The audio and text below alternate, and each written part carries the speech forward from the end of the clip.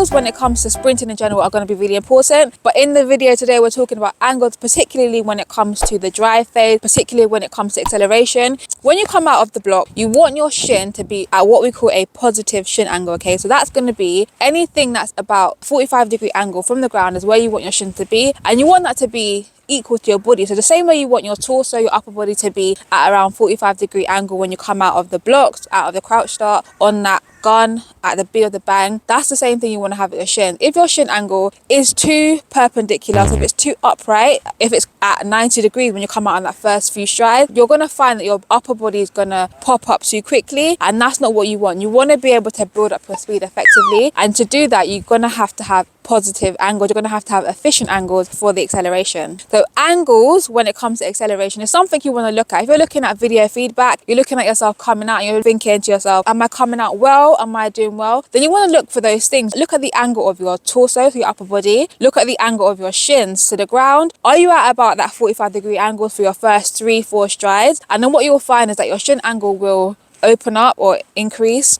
If you're looking at it from the ground, your shin angle will increase up to that 90 degrees as you go through. So once you get to around that 10-15 meter mark, or around that 7 to 10 strides, that's when you're going to see the angle, has opened up, and you're probably more likely your shin angle is going to be closer to 90 degrees by that point, right? So the acceleration, the drive phase is all about building up your speed. You do want to have those 45-degree angles. That's what you're aiming for when you're coming out of blocks. That's what you're aiming for, to have your torso and your shins parallel to each other, and then have your torso and your shin about 45 degrees from that ground, and you're going to gradually increase that angle. It's going to naturally come. So ankle stiffness and stability in your ankles and your knees is going to help you to be able to produce the angles that you want, to be able to have the strength to withstand the forces that you're pushing out of the blocks with, right? So if you have a lack of stability, a lack of control, which a lot of time comes because of a lack of strength, a lack of core strength, a lack of ankle stability, a lack of stability around like your joints, your knees and stuff like that, then you may not be able to produce angles, and you will pop up more quickly than you want to. But you can do things like wall drills to help you practice those angles, to help you practice, applying force in those angles, keeping yourself in that position and applying force. You can use things like the pulley or exogeny, a sled to practice those angles as well. But practicing it from a stationary position will help you to feel what those angles feel like, and then you can try and apply them when it comes to coming out of the blocks, right? So when it comes to sprinting, really and truly, you shouldn't be thinking about breathing by the time you're competing, right? So let's just be something that comes naturally to you. Let's say we're talking from 60 to 400 meters. Then of course, when you're in a 400, you definitely need to breathe. In the 60, you may be able to get away with not breathing, right? But it shouldn't be something that you're thinking about, that you are focusing on in particular. But when it comes to the start, that is somewhere that you may want to apply some breathing techniques to help you get the most or the best thrust out of your first step. What you may want to do, this is something that again you can play with it in training, see how you feel on the set to inhale, and on the go release that breath. So breathe in on the set, and then you breathe out on the go, and actually begin your stride from there. So that on your go you can be as explosive as possible, but then really and truly after that, it should not be something that you're thinking about. Sometimes people say to release it slowly, slow breath, but more likely you're not going to be thinking about how you're releasing it. It's just a case of as the gun goes, you are going to release that breath and you're going to power out, just like when you're lifting and you breathe in and then you breathe out when you are concentrically producing the action. So when you're pushing, for example, if you're squatting, on the push motion or the concentric motion is when you then breathe out, right? When it comes to lifting, that's the same effect when you're doing the start. So you're going to breathe in on that set, and then on the go, which is a concentric push, explosive push out of the blocks, that's when you're going to release the breath. If you want to practice that in training and then apply it when it comes to competition, then there you go. Breathing can be really important to help you control your nerves. If you're feeling nervous in a competition, actually learning to breathe, so breathe in through your nose and out through your mouth, but you controlling the rate of your breath can actually help you feel a bit more calm. And the same thing when it comes to when you finish your race or you finish a repetition in training, is to again control your breathing in through your nose, out through your mouth.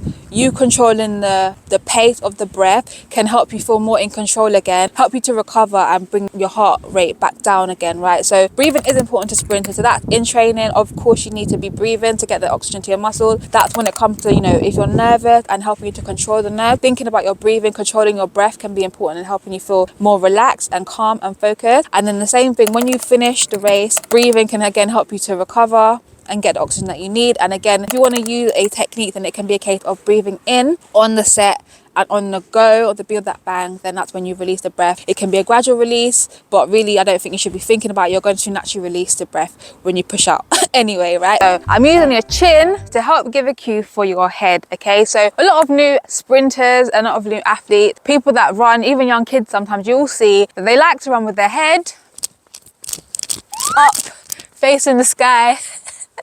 I don't know why, but for some reason it seems ingrained that if the head is up, shoulders up, that they're going to be running faster, when actually your head is quite heavy, right? And its balance is on this neck. I want to say a little tiny neck, but then not everyone has a small neck, so let me not say that. So in comparison, it balances on quite a small, right? The average adult head weighs about 5 kilograms. And so as soon as it's off balance, having your head off of its neutral position puts unnecessary strain on your neck, and it can also cause you to change the position of your torso. Now, with regards to sprinting in particular, you want to have your head neutral. Is your chin, the front of your chin, is it facing directly forward? So as you can see at the moment, if I put a dot here on my chin, you can see it directly forward. But if you lift your head up, now it's facing up towards the sky, and you don't want to have that. And then if it's facing downwards, the front of your chin is facing towards the ground, right? Or diagonally towards the ground if you're in your upright running. Of course, if you're at an angle, you still always want to have your head neutral. If you're in your dry phase, then of course it will be facing at an angle. But once you come up,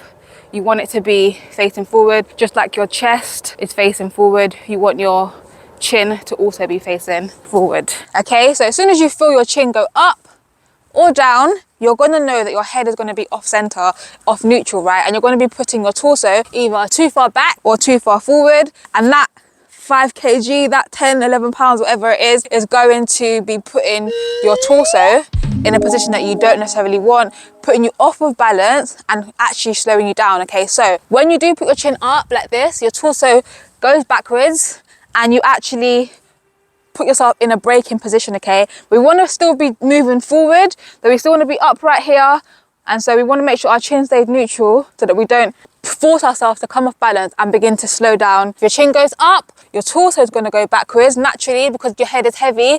It's very hard to keep your body upright and put your head back. So just stand there, put your head back, and naturally you start to fall off balance. Same thing if you put your head forward, you naturally start to fall off balance. Okay, so we want to be, when we get into our max velocity running in particular, we want to be in a nice upright position. Okay, we want to be nice and upright. So you want to make sure that your chin is in that neutral position, and the neutral position is chin is 90 degrees to your neck, parallel to the ground when you're in your upright running. And when you're in your dry phase, it's still 90 degrees to your neck, right? And then you come up, you're parallel to the ground. In today's video, I'm going to be giving you guys some more sprint drills that you can add to your training. We normally drill before we actually go into any kind of running, to prepare the body to run fast, to switch the mind on, to develop those patterns, to teach certain technical principles. And so we're going to start with alternating high knees, also known as 1-2 up. So that's the pattern. It's 1-2 up, 1-2 up, 1-2 up, 1-2 up, right? So you're going 1-2, and on a third one you come up, 1-2, and a third one you come up. Regardless of what distance you're going over, you want to try and maintain the speed of the drill throughout. The best drills are the ones that you do properly. So performing it at a slow speed is not necessarily the most beneficial part of it. So whether you're doing 10 meters, 20 meters, 30 meters, you want to maintain that speed, you want to maintain that rhythm, continue to be able to utilize your arms and your legs in sync. If you are someone who struggles with coordination, then you can start off by trying it at a slower pace. But then as you get better at that, as your mind-body connection improves, as the neuromuscular pathways are formed and you're able to perform it better, then you want to try and build that tempo up and maintain that speed. Really drive that knee up high on the up, you know, that's part of it, and keep the rhythm, like I said. Okay, so the next two drills, I don't know the exact names of them, but I'm going to tell you guys what I call them. Okay, so the first one, I'm going to call it the prancing pogo. Right, so what you're doing is just switching, you're practicing being nice and bouncy, reacting off the ground, being ready for the ground, keeping that rhythm, right? So as soon as the foot comes down, the other foot comes up. So it's all about being reactive off of that ground. Again, coordinating the arms with the feet, with the legs, ready for the ground. If you don't have a stiff ankle, then you will collapse a little bit. So trying to have a stiff ankle so that you can be as reactive as possible off of the ground is a great drill to do. The third one, I'm going to call it the prancing B-skip. If you have a specific name for this drill, please let me know in the comment section below. But yeah, I call it the prancing B-skip. So now you're trying to cover ground. Drills in general are all great for helping you to learn to be reactive of the ground. Sprinting is essentially plyometric. So drills are all helping us to build reactivity, helping us develop our ankle stiffness. Prancing B-skip, like the A-skip, regressed A-skip. And if you have seen my last sprint drills video, you know why I'm calling it that. But the prancing B-skip, not only are you getting that nice bouncy rhythm, getting the high knee, coordinating the limbs, reacting off of the ground, but you're also learning to do that whilst also covering ground. So you actually cover ground by extending the leg. So it's called the B because when the leg comes up, that is the B motion. Alternating high knees, the prancing pogo, the B-skip pogo, and the last one I'm going to give you for this drills video, D equals drills, is in and out fast feet. Okay, so the idea of the in and out fast feet is you just practice being able to switch on a speed, be reactive as possible over a certain distance. You can increase that distance, so holding the speed, relaxing out of it, holding a speed, relaxing out of it, holding a speed, relaxing out of it, okay? And so you can choose how many fast feet you want to do in that time. You might say 1, 2, 3, 4, 5, 6, 7, 8, 9, 10. You might say 1, 2, 3. You might say 5. So pick a number, be reactive with it, come down again. And it's not about just being stubby with the feet. You actually want to get some kind of a knee lift. So there, I just did 3, but you want to get some kind of a knee lift. You don't want it to just be low. It's not just like this because we don't actually run like that. So you still want to be able to get some kind of range with your legs. So driving the up and being as quick as possible, fast feet, but with some kind of high knees. Of course, you're not going to have as high knees as when you do high knees or when you do A-skip because you go a little bit slower in those drills. As you can see, if you do drills properly, you are going to be breathing a bit heavier because sprinting is intense and your drills should be performed in an intense way. You should be performing your drills as you mean to sprint. So if all your drills are lazy and lethargic, it defeats the purpose of doing a drill. So you want to approach your drills how you want to sprint, okay? Because like I said, the purpose of the drill in the first place is to help teach us technical movements, develop sprint models. And if you drill slow and lethargic, you're teaching your body that that's how you want to run, and that's not how you want to run. When I say run, I mean sprint. That's not how you want to sprint. So you want to be aggressive in your drill. You want to be explosive in your drill. So use your drills as a great place to practice that while you're not covering so much distance. Usually we practice more vertical kind of movement. So while you're practicing applying that vertical force, use those drills to learn how to be aggressive with your arm, coordinate your arm and leg in a quick manner. So when it comes to sprinting, you're able to do that a bit more efficiently. So there are 2 sides to sprinting, right? So you've got the skill side and you've got the fitness side. I want to talk about the skill side of sprinting, okay? So what does execution mean? I don't mean executing, that is not what I mean. I don't mean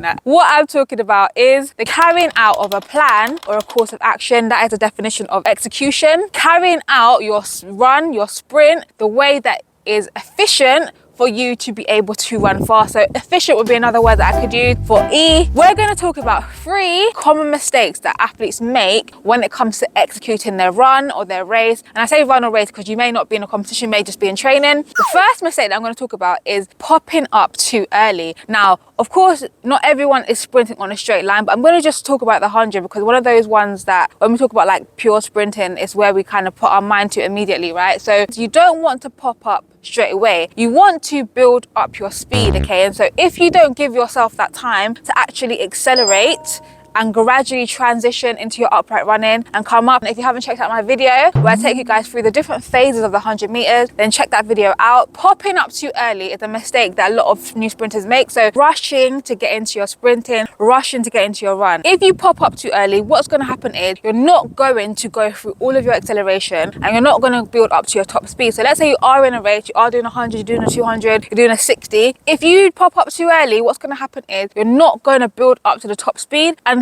of course, if you don't get to your top speed, then you're not going to actually run as fast as you want to when it comes to time wise, right? So building up your speed, being patient to go through all of the dry phase, to transition into your upright running so that you've got to a top speed and then are able to hold it. And of course, the holding element now is a bit of where we talk about the fitness. But if you pop up too early in your race, in your run, then that can be a reason as to why you haven't run as fast as you want to because you haven't executed properly on the front end of the race. So at the beginning of the race where where you need to build up to your speed. That's the part where you need to learn to be patient. You need to practice the skill of the dry phase. You need to practice the skill of transitioning so that you can transition into your upright running, where you're now going to be in your max velocity position, the nice upright position, to be able to maintain your form and your speed, right? So when it comes to execution, you want to make sure that you gradually increase your angle of your body, of your shins. Make sure that you're able to build up to your top speed. And if you pop up too soon, then you're going to hinder and cut your top speed short. And therefore, you're not going to run as fast as you want to. So another mistake that a lot of newbies make when it comes to sprinting is chopping your stride. Now, when it comes to sprinting, a lot of times when people think faster, you automatically think, I need to move my legs quicker, which in a sense is true,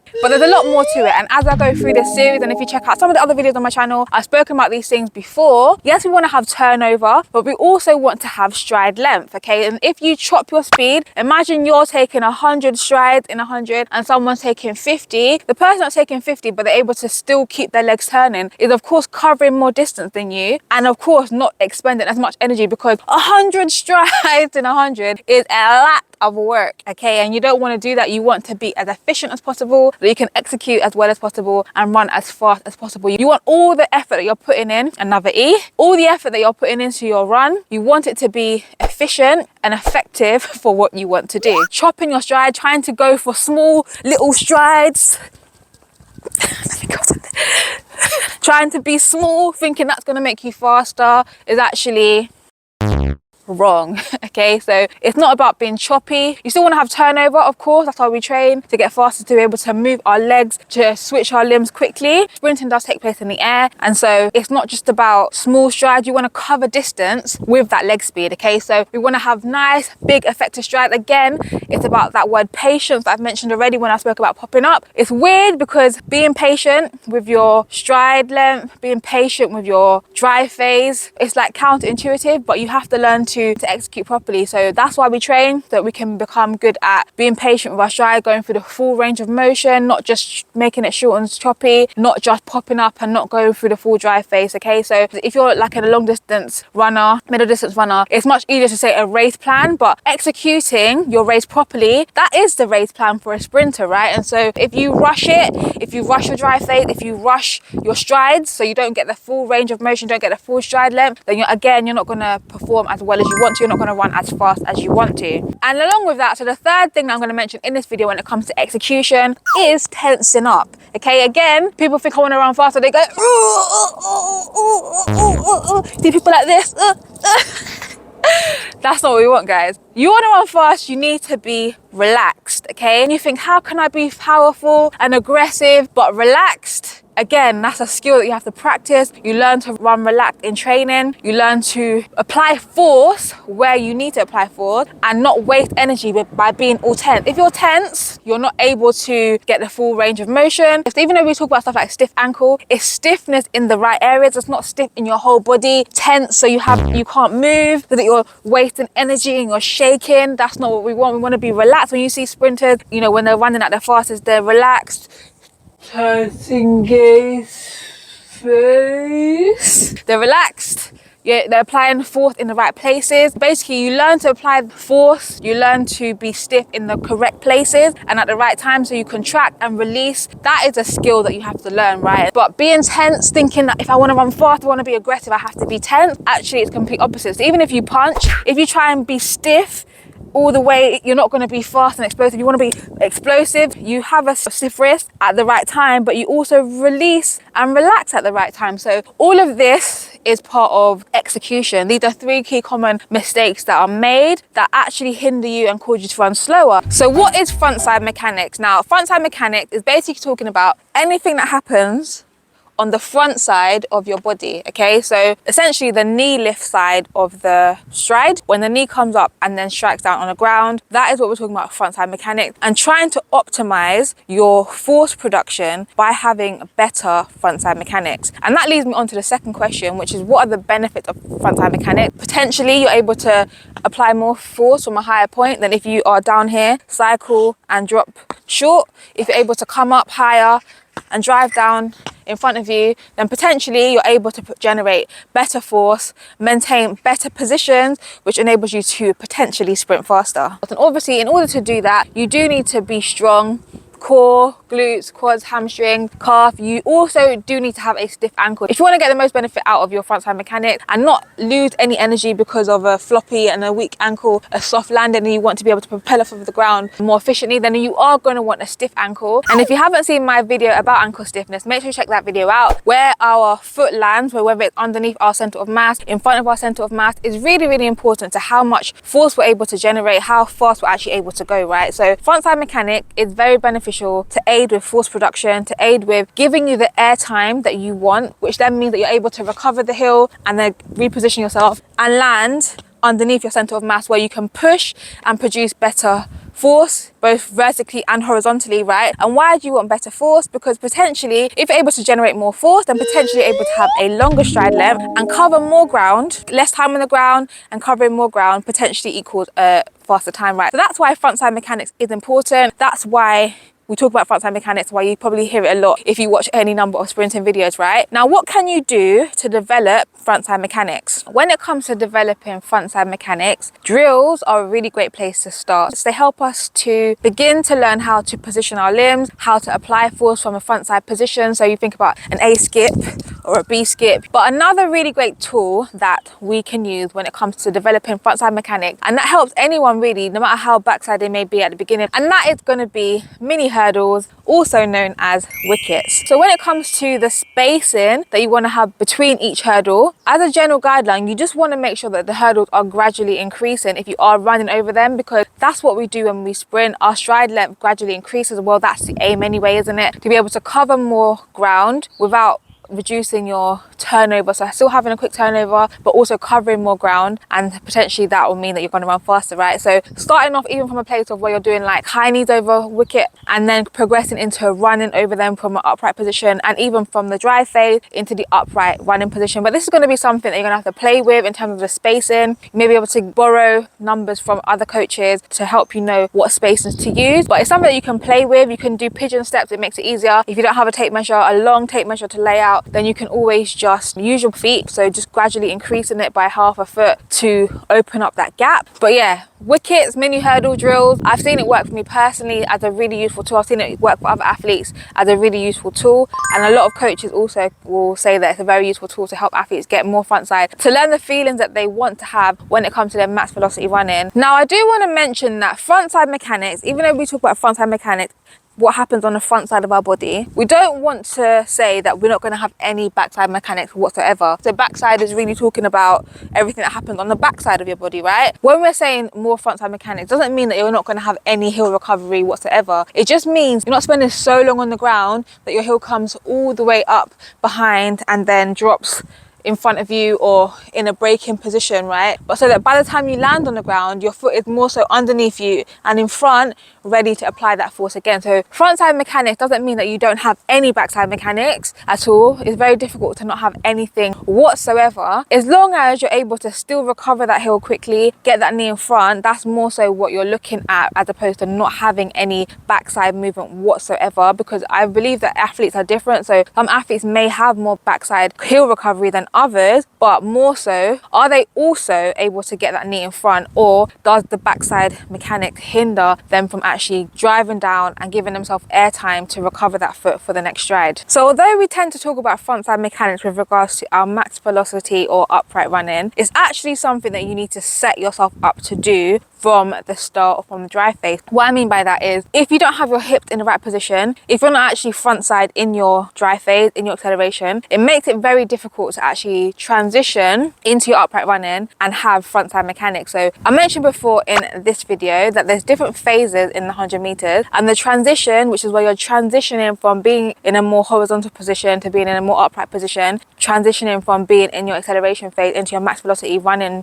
phase, right? That's actually a skill. That skill skill of being able to adjust your hips does depend on having frontside mechanics from the dry phase. So that's something that you want to practice in training, is to get better at actually positioning your hips correctly from the dry phase, and not just thinking, oh, now that I'm up, that's when I need to have frontside mechanics, but actually having that knee drive from the dry phase, having a correction angle from the dry phase. It's going to help you to transition easier, going to help you to have more frontside mechanics when you get up into your upright running. So what is ground contact time? Ground contact time is essentially the time that your foot is in contact with the ground. So in sprinting, from the point that you land on the ball of your foot as your foot strikes the ground to the point where you toe off or the foot comes off of the ground, that is your ground contact time. The meaning is in the name, right? So if you're a jogger, if you're a casual runner, then your ground contact time could be from heel to toe. But as a sprinter, you should be running on the ball of your foot. And if you haven't checked out this video, then I encourage you to check that out. Because as a sprinter, no, we do not run on our toes. We run on the ball of our foot. The average sprinter is going to spend about 100 milliseconds on the ground, anywhere from like 0.14, 0.12, 0.1 second on the ground. And less than that, obviously, the faster that you are, the less that's going to be. As the race progresses, the lower that ground contact time is going to be, right? Usain Bolt, when he ran 9.58, his ground contact time was as little as 0.08 seconds or 80 milliseconds. So what are some of the factors that influence your ground contact time? I've already spoken about one of those, and that is going to be your speed or your cadence. Studies show that the quicker you are moving, the less your ground contact time is going to be. Of course, if you're walking, you spend much longer on the ground. Your GCT is going to be a lot longer. If you're jogging, of course, the ground contact time begins to decrease from walking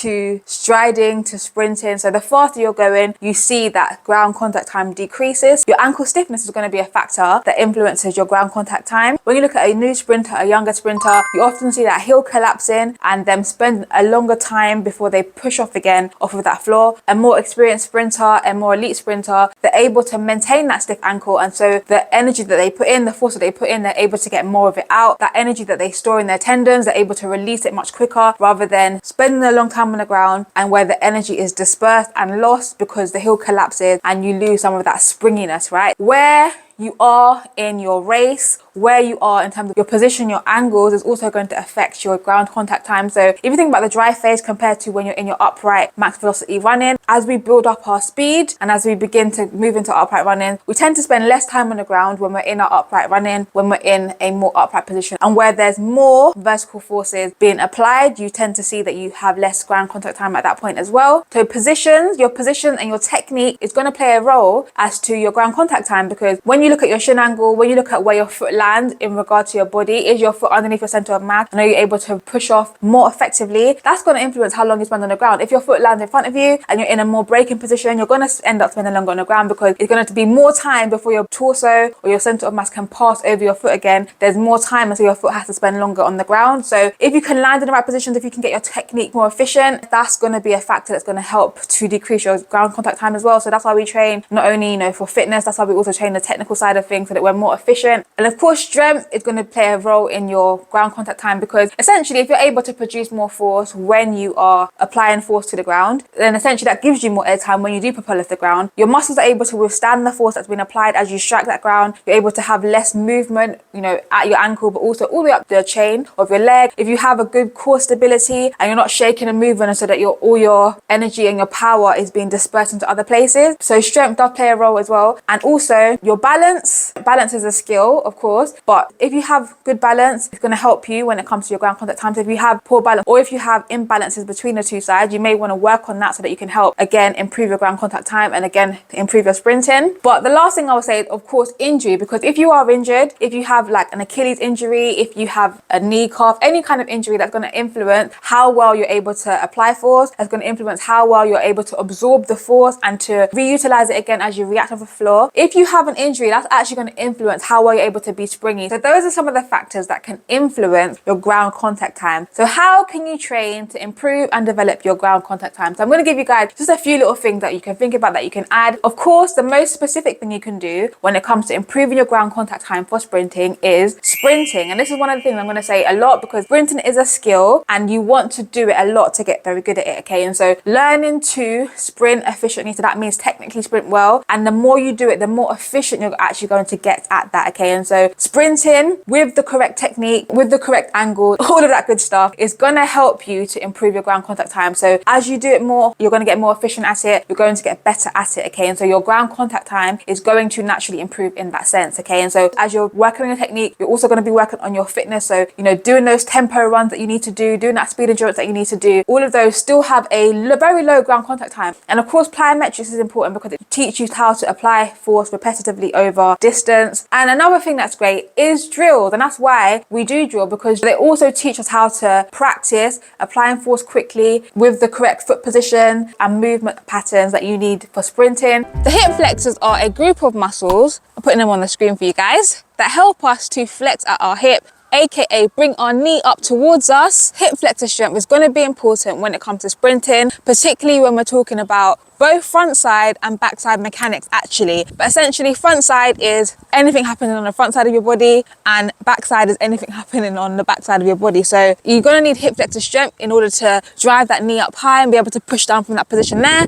And also you're going to want hip flexor strength, particularly eccentric hip flexor strength, because that's going to stop you from allowing your leg to swing too far backwards, okay? And also being able to close that gap, you know, that figure 4 position that we want, being able to close that gap quickly. Hip flexor strength is going to play a role in that as well. So in the video today, I'm going to give you guys 7 hip flexor exercises that you can add to your training to help you strengthen up your hip flexors. Okay, so the first exercise I have for you guys is high knee lifts or high knee pulses over a hurdle, okay? So you can also do this by setting up a bar and doing it in the gym if you want to do it there, but I like to do it with a hurdle. So just one hurdle. There are more hurdle drills that you can do that develop hip flexor strength in general. I haven't actually made a video about that, so I will one day make a video about that. But today I'm going to show you exercises with one hurdle, right? Try and open up your hip fully as you do it. Bring that knee up as high as you can the hurdle is going to force you to bring your knee up as high as you can and engage those hip flexors. And then what you're going to do is you're going to pulse your knee up over that hurdle. So you might want to adjust the hurdle according to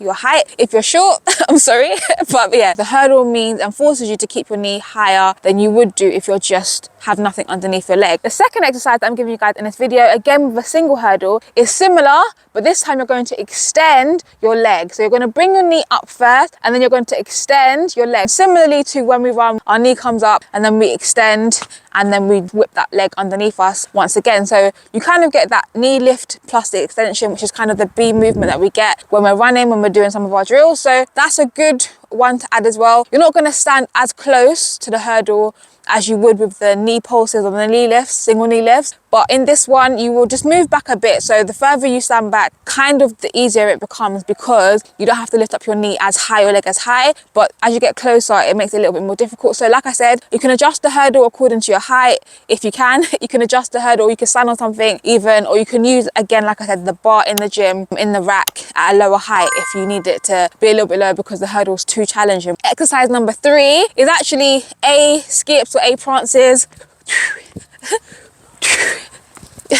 I don't know why I always laugh when I do drills on the spot, I don't know. This is something that I would include in my hurdle drills video, which I may do for you guys once we finish this sprinting series. I might do that video for you guys. If you want to see that video, let me know in the comment section below. This drill, we're using a single hurdle once again, but this time with movement, with motion, so we're not just standing in a stationary position. So as with most drills, we actually practice that knee lift. The lateral A skips or A prances, whatever you want to call it, you get the gist, over a single hurdle is the third exercise I have for you guys. So number 4, I've got a kneeling isometric hip exercise for you guys, okay? So you're going to be in the kneeling position in this one. So set up the rack at a low point. So you're in 2 90-degree angles with your legs, and then you're going to be pushing forward with your hip. As you push, the muscle length is not changing. So you're just pushing and holding that position for 10-15 seconds. If you want to increase that, you can do so. If you want to start less than that, you can do so as well. But holding an isometric position, so you've got some isometric strengthening exercises added in here as well. Okay, so number 5, we're going to do a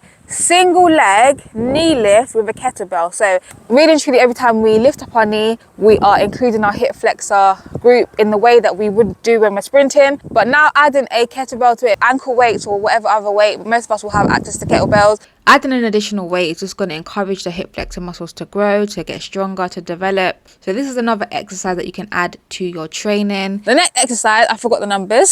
So I could say the next exercise that I have for you guys is a lion lying on your back, so a supine knee march, okay? So you're on your back this time, and we're going to use a mini band, okay? And what you want to do is you want to engage your core bit in this as well. So you want to have your lower back against the ground as much as possible as you do this, and pull your belly button in towards your spine. You're going to have the mini band around your feet, and you're going to bring one knee up to your chest while the other leg is extended. So you're going to alternate legs, keeping your feet dorsiflex and whilst keeping your lower back against the ground. If you don't have any weights, if you don't have any access to anything else, but you have mini band, this is a great way to do it. You can also do something similar with ankle weights. And as you can see, guys, most of these things, it's the same movement we're pretty much doing, which is bringing that knee up in some way, shape or form, apart from the isometric where we're holding in that position. That's how we're going to be able to strengthen our hip flexors the more that we actually utilize them like that, right? As sprinters, we want to be able to move our hip effectively and have that good switch action at the hip, at the legs, which obviously involves the hips, flexors quite a lot. Okay, and so the last exercise that I have for you guys is cable knee drives, but we're gonna put the cable around our foot, right? So you can do this exercise from a more upright position, so you're more mimicking the max velocity phase of the race, or you can also do it at a more angled position, so more at like a 45-degree angle, where you're going to be mimicking more the drive phase of the race, the acceleration phase of the race. So it's up to you how you want to utilize it the most, in which way you want to utilize it, but trying to have the cable around your foot or your ankle. If you have one of those straps that can go around your ankle, that's great. I haven't got access to one of those, so I'm going to show you how to do it. Just putting the attachment around your foot, okay? So the flat one will fit around your foot and driving that knee up towards your chest. So similarly to the kettlebell, it's another way to add weight. Obviously with the cable, it's a little bit easier to increase that weight gradually, a little bit safer because it's a cable, right? So it's not like you're not going to drop the kettlebell or anything like that. And you can also angle your body. So that's the benefit of using the cable, that you can angle your body in a way that you wouldn't be able to necessarily angle your body if you're just using the kettlebell. So quite a few of these exercises, like I said, are similar, different ways to utilize them from different positions. So what are isometrics and how do they relate to sprinting? So isometrics is essentially where your muscle is contracting, but it's not lengthening or shortening. They just stay the same. So there's no movement of the muscle, right? So you're just holding that muscle in this position while contraction is happening, while there's a force being applied to it, right? So think about a squat against the wall. That's an isometric movement. The muscles are under contraction, there's a neuromuscular contraction happening. The muscles are having to work, but they're staying the same length in that exercise, right? So how does this relate to sprinting? Now, when you are doing a movement and you're moving from a eccentric to concentric movement, there's a slight pause that happens. So think about when you do a squat, on your way down would be your eccentric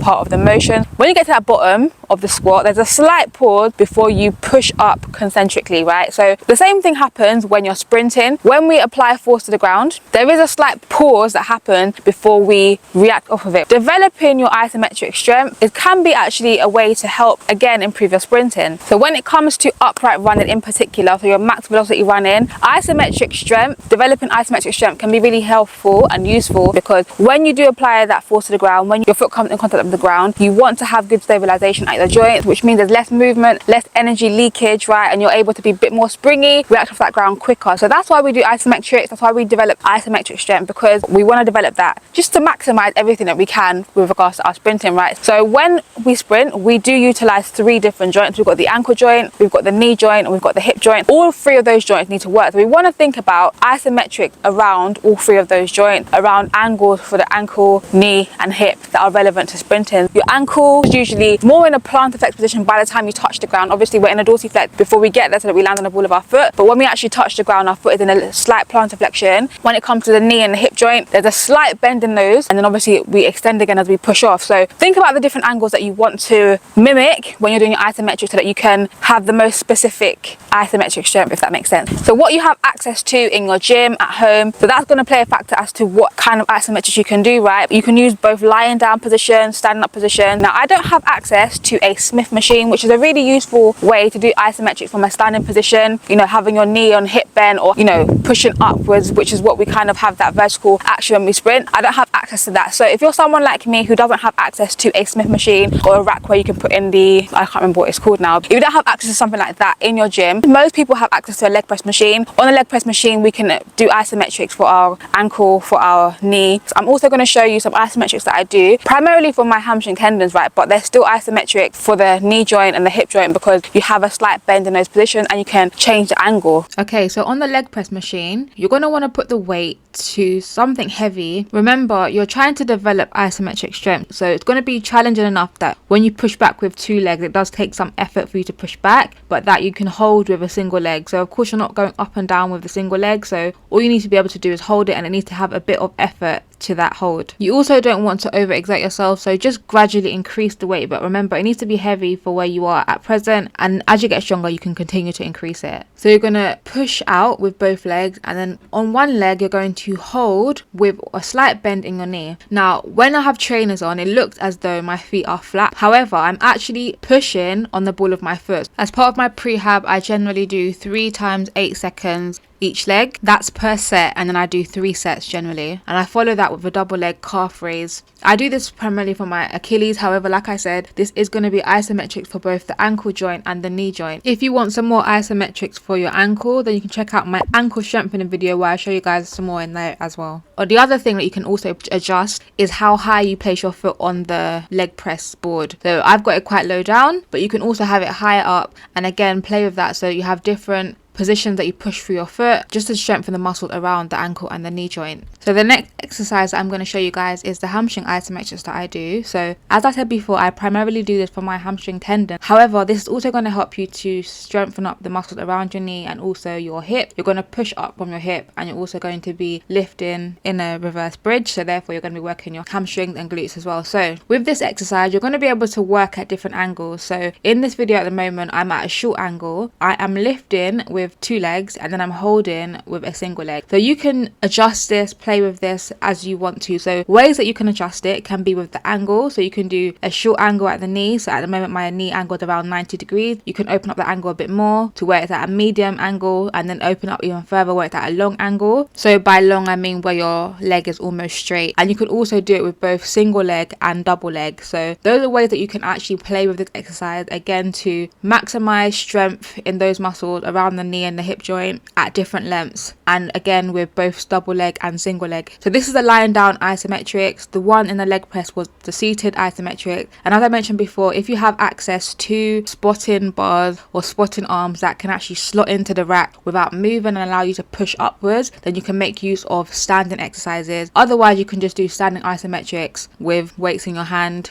If you've been around on social media at all, then you would have seen sprinters, athletes showcasing their plyometric exercises. They look really cool, especially in slow motion, but they do have more benefit than just looking cool, right? So plyometric exercises, jump training is used by sprinters and athletes across the board, or people that are just generally looking to get more powerful, because we know that power equals speed times strength. Plyometric or jump training is really useful to helping us to develop that power, because what we have to do is we have to apply force in a short amount of time. Now I'm using a 2-term plyometric and jump training. There is a specific difference between jump training and plyometric training. In general, it's usually to do with how long you spent on the ground. Jump training usually refers to those movements where you spend a bit longer on the ground. So for example, a box jump where you kind of power up your muscles for longer before you react. Whereas plyometric exercises, let's say something like alternating bounds, is where you have to react off the ground quicker and you have repetitive movements. So for the purpose of this video, I'm defining jump training as those exercises, whether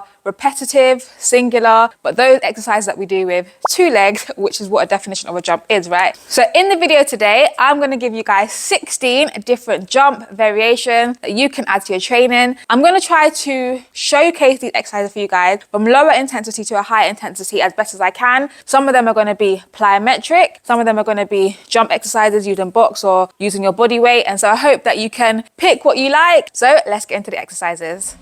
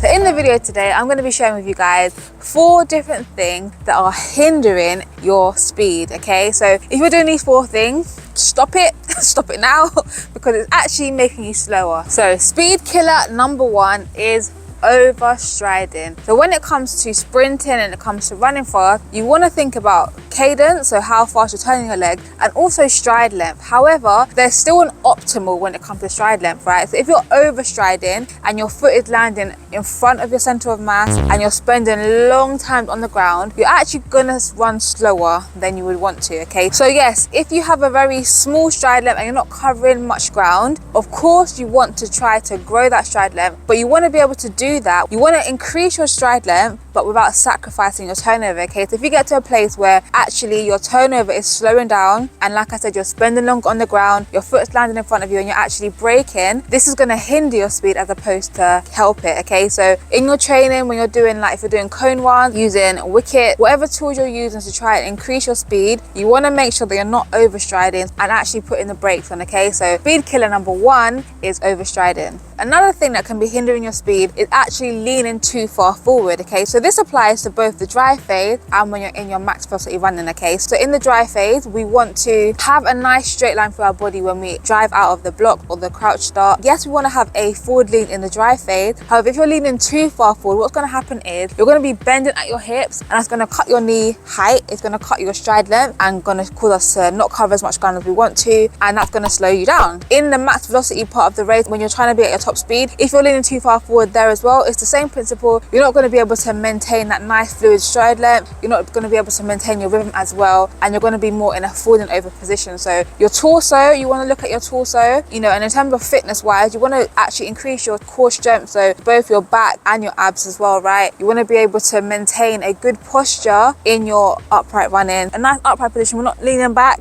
and we're not leaning too far forward, we're just nice and upright, still with an intent to go forward, but we're nice and upright, which gives our knees room and our legs room to create the right technique, okay? So speed killer number 2 is leaning too far forward. Now the third thing that I'm going to mention that is actually killing your speed, and this applies a lot of times to newer athletes, younger athletes, and if it's your sports day, this is definitely what you don't want to be doing, okay? And that is looking around. Whether you're looking around to see where you are in the race, looking around to showboat, looking around is going to slow you down, okay? When you're sprinting, you have one intent, and that's to get to the finish line first, right? You want to be going forward and you want all your energy and your focus to be going forward. If you're looking around, that's going to slow you down. If you're someone who is looking around when you're sprinting, if you're someone who is trying to see where you are in a race, you have peripheral vision, okay? So even when we look forward, we can still see at the side of us. So even here, I can see my hands at the side of me without actually looking at my hands. I don't have to look at my hands to see they're there. Use your peripheral vision. You don't have to turn your head and slow yourself down. If you turn your head, your torso has to turn with you. If you turn your head, your shoulders have to turn with you, and you are now wasting your energy in directions that you're not trying to go. So we're trying to go forward, so keep all your energy and all your focus going forward, right? And that's going to help you to keep running fast. So if you're looking around, that's going to slow you down. So speed killer number 3 is looking around, so stop that because it's slowing you down. Okay, and so the last speed killer that I'm going to mention in this video is exaggerating your knee lift, okay? So I know, guys, when you see elite sprinters, top sprinters in the world, top sprinters in your country, you see that their knee lift is quite high, right? But what you have to remember is that everyone's body is unique, individual, has their own unique proportions, and so you want to have a knee lift that is optimal for you as opposed to trying to exaggerate the knee lift. So expecting every single sprinter, for example, to necessarily have their knee at exactly 90 or above 90 may actually be slowing you down, may actually be slowing your athlete down. And so when you exaggerate the knee lift, it's likely that you're going to have to spend longer on the ground in order to achieve that, okay? The whole reason that we emphasize a higher knee lift or frontside mechanics is for the purpose that if you have a higher knee, then you potentially have a longer lever, you'll have a higher distance from which to drive down from and produce more force. But if you're exaggerating the knee lift, then even though, yes, you have a higher position from which to produce force, you're most likely, the foot that's still on the ground is most likely staying on the ground in order for you to exaggerate that movement, if that makes sense, okay? And so you don't want to exaggerate the knee lift. You do want to have a higher knee lift than, of course, having backside mechanics or a low knee lift. You don't want to have a low knee lift, but you don't want to exaggerate your knee lift. So when I say low heel recovery, I'm referring specifically to the start in this video, okay? So I have made a video, this video, check it out, about heel recovery when it comes to max velocity running, okay? But today we're talking specifically about the start, and even more specifically, I'm talking about the toe drag, okay? So I'm gonna answer 3 questions for you guys. Number 1, what is low heel recovery? Number 2, what is the toe drag and why do some athletes use it? And number 3, is it necessary for you to use a toe drag in order to have a quick start? So first and foremost, the idea when it comes to the start is to be as explosive as possible, project yourself, getting those feet down quickly, those first 3, 4, 5 steps down as quickly as possible, and to begin to build up your speed. The start, the acceleration is all about building up your speed and gradually come up. And the idea of a low heel recovery is that a straight line is going to be the quickest route to get from A to B, the quickest route for you to get your foot down. And those first 3 strides are critical when it comes to the start. And if you're cycling your heel as opposed to just keeping the heel low, that's when you're going to be taking longer to take those first few strides, right? So the idea is to get the foot down as quickly as possible, and cycling is a longer route, a more circular route than just keeping the heel low. That's the idea of a low heel recovery. Now the toe drag is become a fascination, you know, in the sprinting world, and sometimes even preachers, that's what you should do, right, in order to have a low heel recovery. So for those of you who are unfamiliar, the toe drag is what you might see some athletes do at the start. So whether that's their first, second or third stride, you will see some athletes in an attempt to keep their foot closer to the ground, it sometimes can result in a toe drag. Now, keeping your heel low doesn't automatically mean that you must use the toe drag. The only time that you should do the toe drag is if it makes you faster. So if it doesn't personally make you faster, I don't think it should be something that you necessarily seek to do. Number 1, you're going to mash up your spikes, your trainers or whatever. You'll see that, you know, you'll get a hole in your front toe much quicker. If you've got spikes and trainers to waste, then off you go. However, for the majority of athletes, the most important thing is, are you getting that foot down quickly? Are you getting the first few strides down quickly? Are you actually getting the foot down and putting it under you, as opposed to dropping it short underneath you, or dropping it too far in front of you, landing in a more braking position, which makes you pop up? Yes, you want to have a low, and I'm going to say low in quotes because low for me, it may not be low for you. Low for someone whose legs are longer, someone whose legs are shorter, a shorter person, a taller person. It's going to be different depending on the athlete, right? It's what's more efficient for that athlete. You look at someone like Shelly-Ann Fraser-Pryce, who's a fantastic starter, one of the best in the world, if not the best in the world, right, at starting. Does she do a toe drag? No, she doesn't. But then you've got an athlete like Christian Coleman, who does do a toe drag, or someone like Usain Bolt, who does do a toe drag. Usain Bolt, though he's the fastest man ever living, he was not the fastest starter. And someone who is tall for a sprinter, one of the reasons he most likely did that was because for someone of his size, that was a quicker way for him to be able to get his foot down. Whereas someone like Shelly-Ann Fraser-Pryce, who is much smaller, much easier to cycle those limbs through quickly and still get them down very, very quickly and very, very reactively. So if you're someone who actually, you're able to still get a quick start, keeping a low heel recovery relative to you, your stride, your movement pattern and all of that, but your toe doesn't quite scrape the ground, you do have a little bit of distance between your toe and the ground, but actually your heel's not high. A high heel recovery, really and truly, you don't need to have a big heel flick in the start. That's not where you're going to have it. You don't need to have that in those first 3 strides. It's about punching and trying to maintain those angles as best as possible. For some people, doing a toe drag is a distraction, okay? So if it's a distraction for you as opposed to a natural occurrence, that may not be something that you want to implement. If you're able to actually project better by not doing a toe drag, because you give yourself a little bit more room to bring that knee through and punch back down again, then that may be something that you want to consider, okay? If keeping your heel low results in you doing a toe drag, then so be it. But I don't believe it should be something that you should seek to do necessarily. It should come more naturally. Dragging your toe is not necessarily an automatic marker that you're doing things correctly. You want to more so look at, where does your foot land? Are you able to project well? Look at your angles and those sorts of things. That's what you want to look at. And if you're able to get your foot down quickly without actually dragging your toe, then so be it. But if dragging your toe happens automatically, happens naturally, then so be it as well. Whichever one makes you faster, whichever one you're most fast in, that's what you want to look for. Max velocity is all about when you're at your maximum speed. That applies to any sport, so whether that's in football, rugby, whatever sport you do. But again, as a sprinter, it's going to be the part of the race where athlete is at their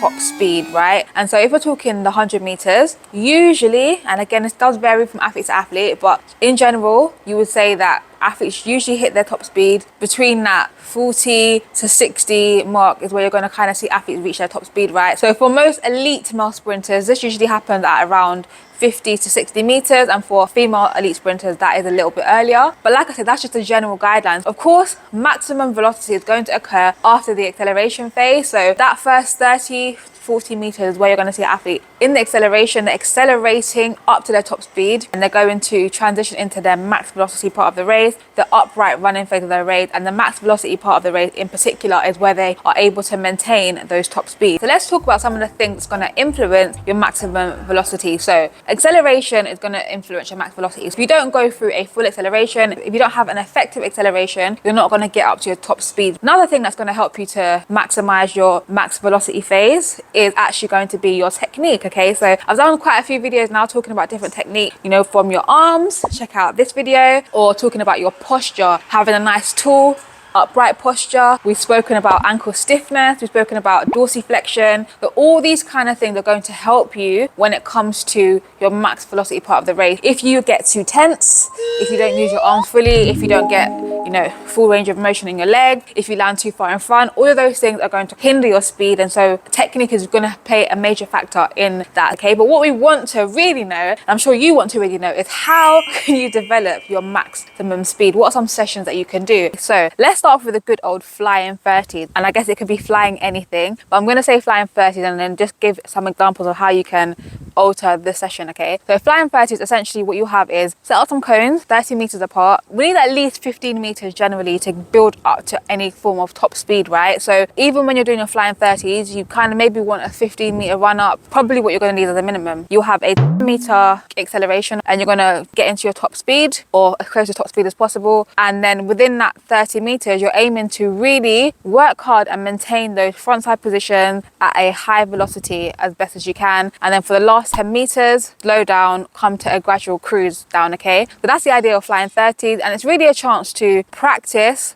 being relaxed at high speeds, practice those frontside positions that you might have been practicing through mini hurdles or wickets. It's a good way to implement those. It's a good way to try to develop maintaining your speed within a 30 meter distance as well. So flying 30s, you can start at a flying 10, so it could be 10 meters where you're in that max velocity phase where you're trying to hold high speeds over 10 meters, and you can increase that 10 meters. So at the beginning of a block it could be 10 meters, and then over a period of weeks or months you can try to develop that, increase that to 30 meters, and you can use that to, I guess, gauge where you are in your speed. A good fitness test to see where you are, skill related fitness. It's a good way to see where your speed is at in a flying 30 at any given point in the year. So flying 30s, and obviously as you do some of the other sessions I'm going to explain in a minute, it's a way that you're going to be able to show the progress, hopefully, that your flying 30 time has gone down, it's got better. And so yeah, another session that you can do is going to be in and out. That's what I grew up calling it. I know other people have other names for it. Let me know in the comment section below, what do you guys call in and outs? I grew up calling it in and outs. One of the most basic ways that I personally grew up doing this in my younger years was 30 meters where you are in,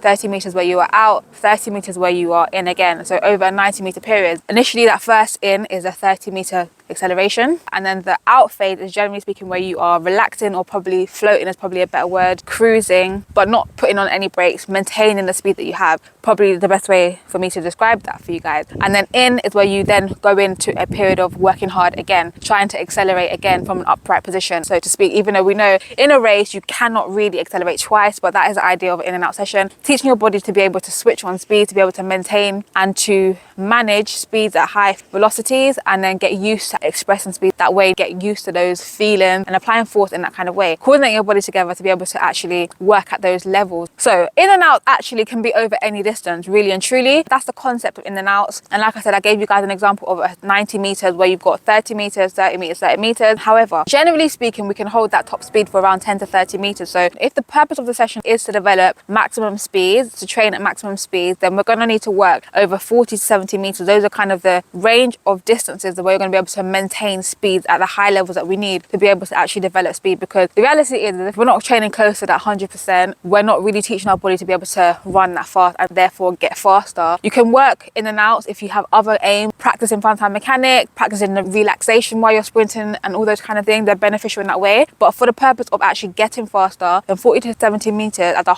overall distance is probably the range that you want to work in. If we pull it back, then at a starting phase, you may not start over a 70 meter distance. You may want to begin as little as 15 meters to build up, and then a 10, 10, 10. You know, then you may want to actually build that up slowly. So that could be a case where you may want to increase acceleration if you need to. So you could have 20 meter acceleration, 10 meters, 10 meters, 10 meters. You could have 20 meter acceleration, 20 meters in, 20 meters out. To be fair, some people say it a little bit different. As I said, I grew up, the in was just where you're working hard. If you are counting the acceleration phase as part of the in, then what you can actually have is 20 meters in, 20 meters where you are at max velocity, but you're not trying to force any more work. You're just floating. And then 20 meters when you're in again. If we went 20, 20, 20, that's another way of doing a 60. The idea is that you can play with the distances according to level of fitness, where you are in the program. Remember, if you're sprinting is very hard work. It's very intense. And therefore, you want to make sure your body's in a position where it can actually handle high speed. You don't want to be doing these kind of sessions when you're not robust enough to handle it. Your level of fitness, your strength, and your conditioning is not up to scratch, so that your body is not going to break down and get injured. So you want to make sure that you are in a position that your body can handle it before you go in to do any of these kind of sessions, right, where you're trying to develop speed or increase your speed or work at these very, very high levels. So in and out, I've given different examples. Hopefully they're helpful. There's different ways to work it, but the idea, hopefully you guys get the idea. So the last example of a type of session that you can do to actually develop your speed, to work on max velocity, overspeed.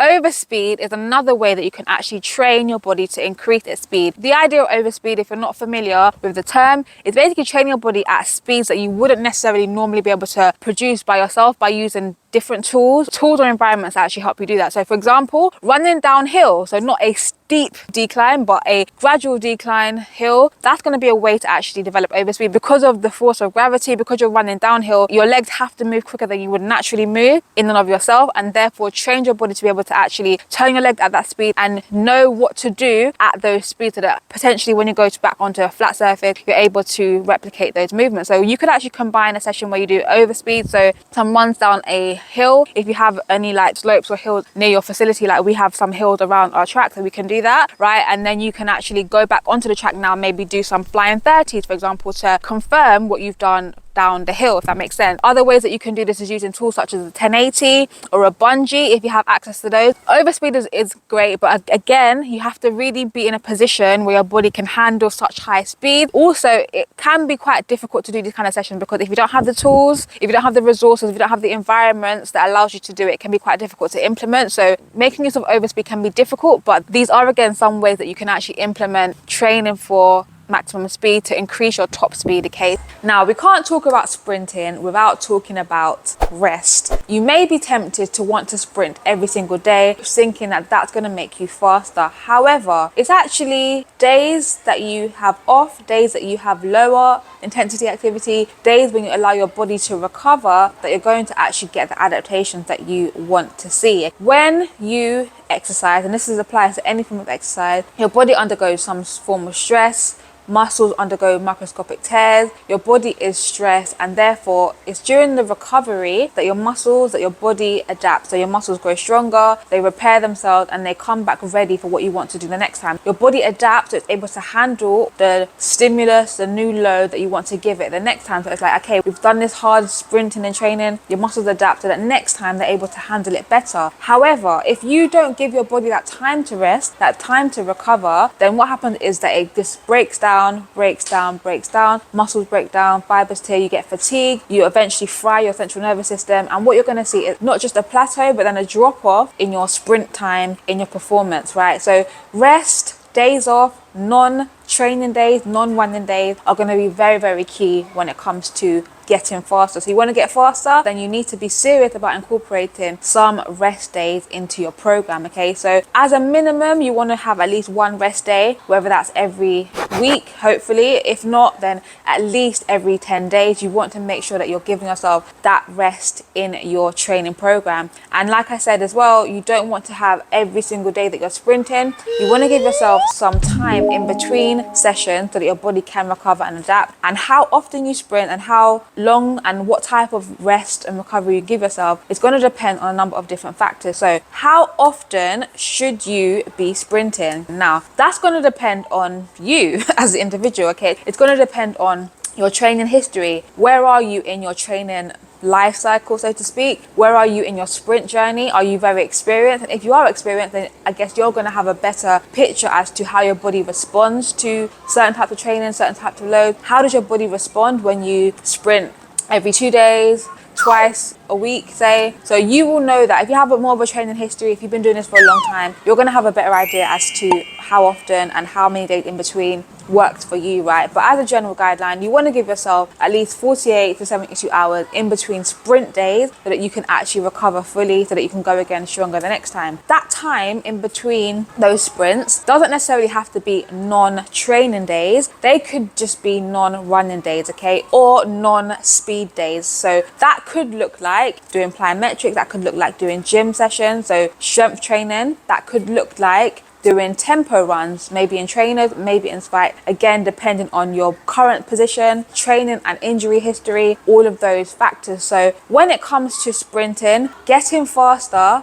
is not only about running but also about not running. Okay, so not running plays a key factor in your getting faster journey, in your sprint journey. So if you haven't thought about that up to now, I hope that you guys are going to consider implementing rest into your training. Like I said, it doesn't have to be non-training days, although you do want to have at least one non-training day in your week, in your cycle. If it's a 10-day cycle, whatever, you want to have at least one of those, preferably at least one a week. And if you're a beginner, then maybe 2 or even 3 non-training days may be in your program. But you definitely do want to have some non-speed days, some non-sprint days, so that you can work on some other things that you need with regards to getting faster. Now, observational feedback can come in different forms. It can be with a person, so a coach, for example, or it can be with video feedback. So I'm going to focus specifically on video feedback in this video today, but let's just talk about observational feedback as a whole and why it's beneficial, right? So one of the benefits of having a coach, having someone else there, is because they're able to see things that you may not be able to feel. Sometimes what happens when we are performing a skill like sprinting, we may feel that we are in a certain position, that we're at a certain angle, that we've done something that doesn't quite correlate to what is actually seen, and vice versa. It may be a case where actually what you felt matched up to what was seen, right? With your coach's eye, with a coaching eye, with someone who's able to give you feedback, they're able to tell you what they saw, and then you can try to match what was seen, what actually was produced, with what you feel. So having someone there to give you that feedback is a great way to develop your skill. That's why coaching is such a big thing, not only in sport but also in life, business coaching, all of that stuff. Coaching is a great thing because you have someone else who's able to see things that you may not be able to see, and then because of that observational feedback, you're able to then make tweaks and adjustments to continue progressing your skill. Now, when it comes to video feedback, that could be an additional tool that you can add to your tool belt that can help again with your progression in your sprinting and in your fitness, whether that's in the gym as well or on the track. It can be beneficial because not only do you have that observational feedback in the moment, someone else's coaching eye, but you also have it recorded, which means that you're able to go back and look at that video footage, both you and your coach, or if you're self-coached like me, then going back yourself and being able to look at what was performed, look at what was done, and you're able to then compare it to the model that you're going for, and just as a way to see what things still need to be corrected and to see improvements as well. Video feedback, guys, if you have not included video into your training, into competition, then I want to encourage you guys to actually add that to what you do in order to help you get faster. So if you want to get faster, then having feedback, not just performing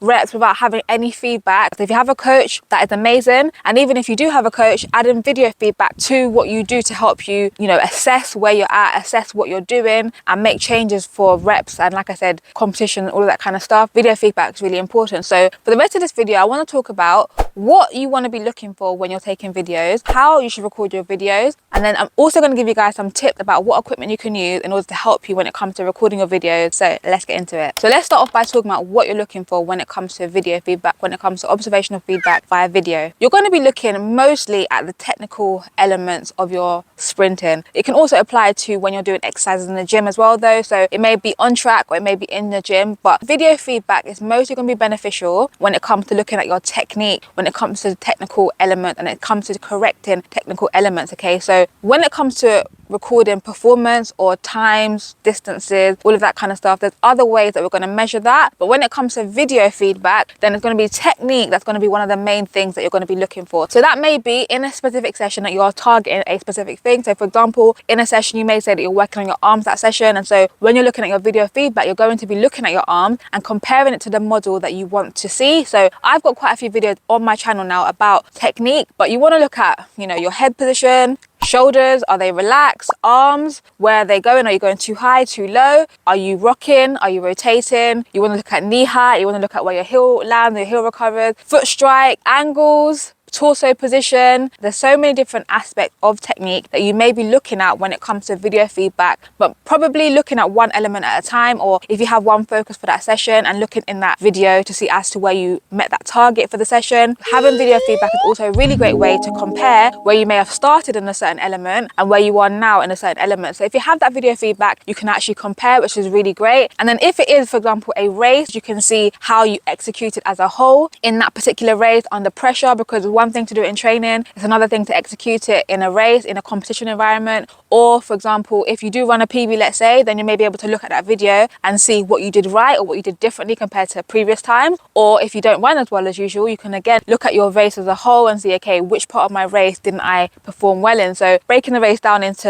the different phases, regardless of what race it is that you have, you can look at your whole race as a whole and see, okay, which elements of the race did you do well in? Which elements of the race did you not do so well in? Etc, etc. So hopefully that gives you an idea as to what to look for when it comes to video feedback. Okay, so next we're going to talk about how to record your videos, okay? And by this, what I mean is, where should you place the camera? Now, it's a good idea. In a competition, sometimes it's not always easy to get a good race angle, depending on where a person can stand when they're recording a race. But if you can, try and get them to stand so that they can see the whole race, preferably from like a side-on angle. Kind of gives you a better way to analyze the race as opposed to face-on in a race. However, if you do have more than one person recording you, then having them stand at different angles will be really, really beneficial for you, because you can see yourself at different angles. But definitely in training, you want to, as much as you can, try and take videos of yourself at different angles, because the side on angle, we get to see the knee height, the range of motion of your legs. You get to kind of see that nice technical model. However, from the front and from the back, you can also see things that you may not be able to see from the side. So for example, do you drift in your lane? For example, do you rock from side to side? Do you rotate? So those are things that you may not necessarily be able to see from the side angle. So sometimes it's not always recording from the side, but also giving yourself an opportunity to record from the front and from the back, so you can see things that you may not necessarily see from the side angle. And also recording both at normal speed and also in slow motion, because again, sometimes slow motion video gives you a chance to see things that you may not see at normal speed. And also slow motion looks really cool, right, for your social media if you want to use it. Anyway, think about trying to get a 360 view of whatever it is that you're doing. So if it's a sprint, trying to get a 360 view. Same thing in the gym, sometimes trying to get a 360 view, because things that you may not be able to see from one angle, you could see in the other. Slow motion and normal speed video. Basically having a mix of those just gives you a better rounded picture of where you're at, of your technique. So hopefully that's helpful for you guys as well. Last but not least, I want to talk about what tools you can use to help you when it comes to recording your video. Now, you don't need to buy a camera in order to record your videos, okay? If you have one, go ahead and use it. If you use it for other purposes as well, go ahead and use it. But most of us have a smartphone, and to be honest with you, a smartphone is pretty much all you need in this day and age to be able to record yourself and to record slow motion, different angles, etc, etc. Now if you have a team, if you have a coach, then they can hold the phone, stand at different angles and get the videos for you guys. If you don't have a coach though, I want to show you guys what I use when it comes to training. Now the tripod that I'm recording on to make this video is not this tripod. I'm going to recommend this one if you train by yourself, or if you want to just record yourself in training. Why I recommend this one, or one like this, a small portable one that folds up, that also gets bigger. I'll show you. So this one, it can extend, it can become it has a little base, you can change the height of it. Also this rotates, so you can do it from vertical videos for short form, or you can do it this way, so you have your camera, your phone this way, so it's for long form videos or normal landscape 16 by 9, 16 by 9, 9 by 16, can't remember which way around that is, but for normal form, long form videos that way. So this one like this, and also this one has a light, as you can see. It's pretty cool for nighttime. So basically I've linked this tripod in particular in the description box below. I've been using this one for I think a year. I've got 2 of them. This is the one that I like. I had to buy 2 because I broke the other one because I dropped it from high. But why I like to have this one as a portable, it fits in your bag for training. It's not heavy, it's light, as opposed to a big tripod, which is what I'm using right now to record this video. A big tripod is cool and everything, it stands. If you have a team, then they may have a big tripod, that's fine. But why I think this is useful, or every athlete should have one like this, is because like I said, it's portable, it can fit in small spaces. Put it up high, put it up low, and it just makes it very easy to always have with you, so that you have something that you can use. If you have someone who you want to record for you, who's not necessarily someone who's comfortable with recording, like your mum or your dad, like for example, if my mum has come to watch me race, if I give her this with my phone in it or her phone in it, she feels much more comfortable than holding it, because more times when you're holding it, your hand shakes a bit, right? So getting a tripod, a little handheld portable one like this that can fold up. Again, I've linked this one in the description if you want to get one like that. It's actually cheap. I think it's like under £12 or about that much. But you can also invest in a bigger tripod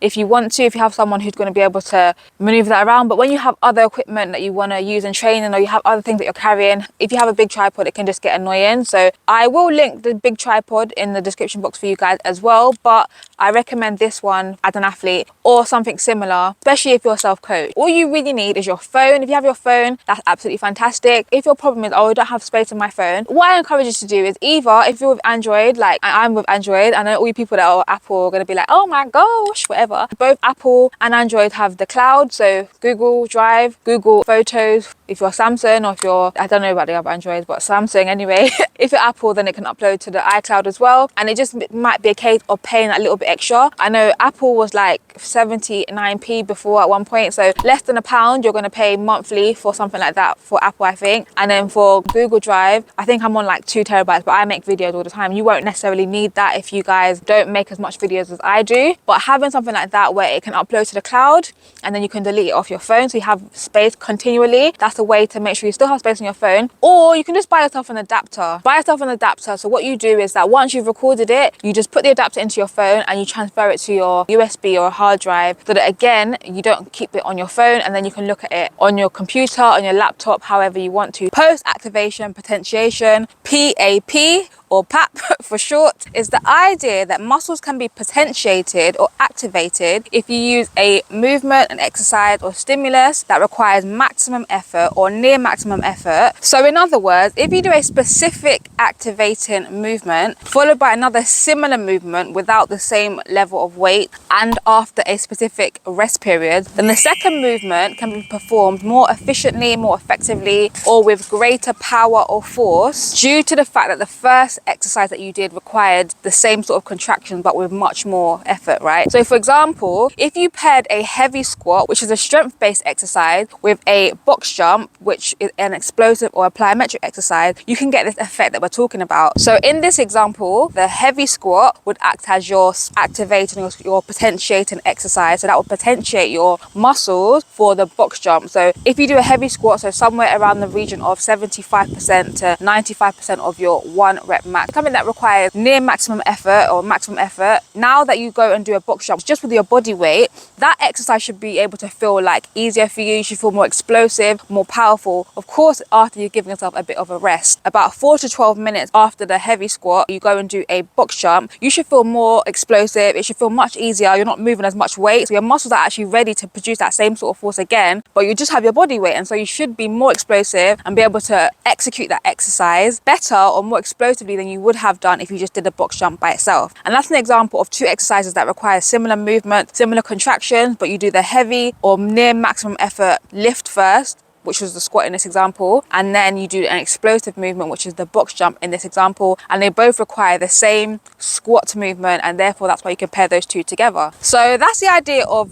post-activation potentiation, PAP, and that was a gym example. But what about when it comes to sprinting? So the good thing is post-activation potentiation can also be applied to sprinting. In this study, they looked at how plyometric and particularly alternate bound or alternating bound can enhance acceleration when used as a potentiating exercise. What they found was that if you do alternate bound before you go to accelerate, particularly 3 times 10 with a specific amount of rest in between, again, they can actually help to enhance your sprint acceleration and performance. And what they found was that effect can be enhanced if you wear a weighted vest. So what does all of this mean for you and for me as athletes, as sprinters? Number one, it means that in the gym, you can enhance your training if you pair heavy lifts with explosive movements, okay? So you want to make sure that those movements are similar, that they use the same sort of muscle contraction, but then you also want to make sure that you have the right amount of rest or enough rest, the optimal amount of rest in between those two exercises. So for example, like I mentioned before, if you do a heavy squat, you want to make sure that you have around 4 to 12 minutes rest, and trying to figure out what's ideal for you is going to be unique to you. When it comes to bench press, the ideal amount of rest is usually around 3 to 12 minutes, and power cleans, the ideal amount of rest is about 7 minutes according to the research. Secondly, what that means for your sprinting is that in training, if you're doing acceleration days or in competition, you know, in your warm-up or even as part of your pre-meet, for example, you can actually add 3 times 10 alternating bounds to your routine, to your warm-up, to actually help you enhance that first 10 to 20 meters of your acceleration on those days. So now you know that you can add that. That's something that you could actually implement. If you have access to a weight jacket that can actually give you enhanced benefits, then in terms of rest, the study found that about 8 minutes was optimal for most athletes when it comes to the break between your alternating bounds and your acceleration. So on a competition day, for example, as long as you have at least 8 minutes, which you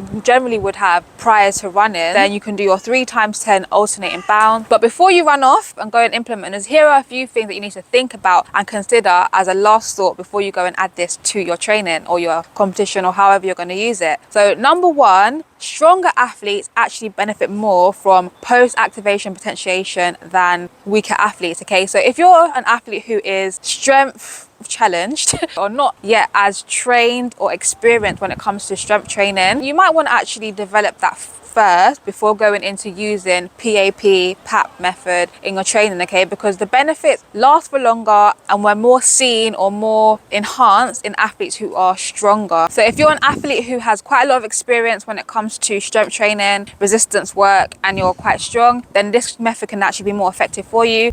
I actually personally call this drill fast feet, but because I'm on a letter Q, I'm going to call it quick feet in this video. So if I end up saying fast feet, that's actually what I'm referring to. I'm referring to the quick feet drill or the fast foot drill. Okay, so first things first, what is fast feet? If you're not familiar, it's basically a drill where you move your feet as fast as you can over whatever distance you choose. So for example, in this example, I'm showing you over 10 meters, and usually it's going to keep the distance relatively short because it's quite hard to keep that same rhythm, that same pace for a longer period. Although if you want to do that, you can do that to make it part of your conditioning or whatever, however you want to use it, like that. But it's pretty simple. You can do it over a set distance, or you can do it in an in and out way. So you do fast feet, relax, fast feet, relax, fast feet, relax. So you can do it either continuous or you can do it breaking up into in and outs, fast feet, in and out. So again, that's what I would call it. I would call it fast feet or fast feet in and out, but essentially it's the same sort of drill. You're moving your limbs as quickly as you can in coordination. Now I want to talk about some do's and don'ts when it comes to this drill, because I've seen people demonstrate this drill and I've seen a few things that you might want to just not do.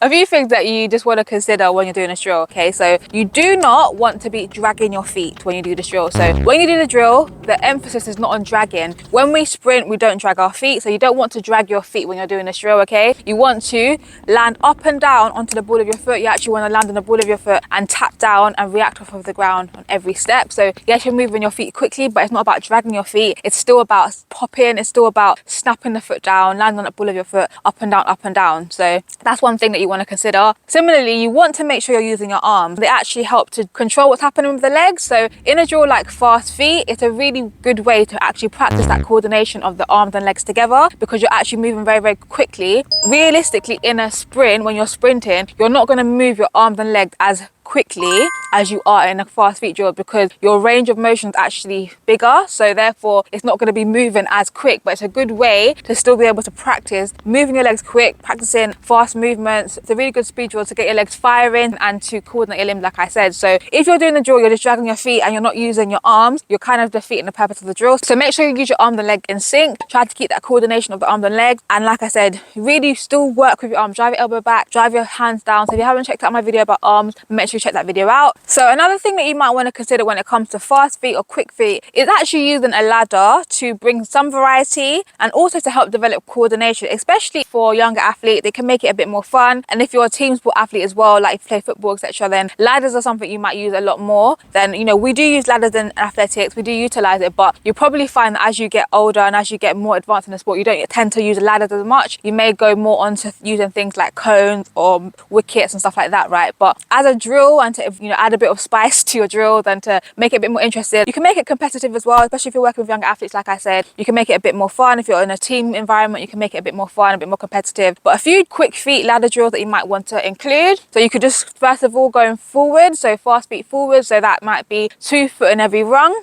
I know I'm using a really short ladder in this example, guys. Of course, you would use a longer ladder. That would be advised. A longer ladder, at least, like, you know, I would put a couple of these together, but for the purpose of the demonstration, I'm using a really short ladder. So please ignore the length of the ladder. You get the point of the drill, right? So forward, fast feet forward, so 2 feet in every rung. You can also do 1 foot through every rung. I haven't done a demonstration of that. You can also try it sideways, so you go laterally through the ladder, again 2 feet through every rung. By rung, I'm talking about every square of the ladder. Another one that you can try is going where you go forward and back. So you're going sideways again, but you're going forward and back, forward and back, forward and back. And you can try a similar thing where you're going forward, you're facing forward, but you go out to the side and back into the middle, out to the side, and also backwards with this as well. There's a lot of variety that you can do, a lot of ways you can spice it up. Now, if you're just totally unfamiliar with what resistance sprints are, generally when you're talking about sprinting, you're going to just be using your body weight. So whether you're running on a track, on the astro, on the grass, that's going to be just utilizing your body weight. You're on a flat surface and you're running, the wind might be resisting you, but that's not necessarily a resisted sprint, right? Resisted sprint is going to now be talking about where you have a weight or some outside force that you have to overcome in order to sprint. So I'm going to talk a little bit later as to the exact tools that you can use depending on, you know, what equipment you have available, you know, your financial position and different options that you might want to incorporate to help you get the same benefits for resisted sprinting, okay?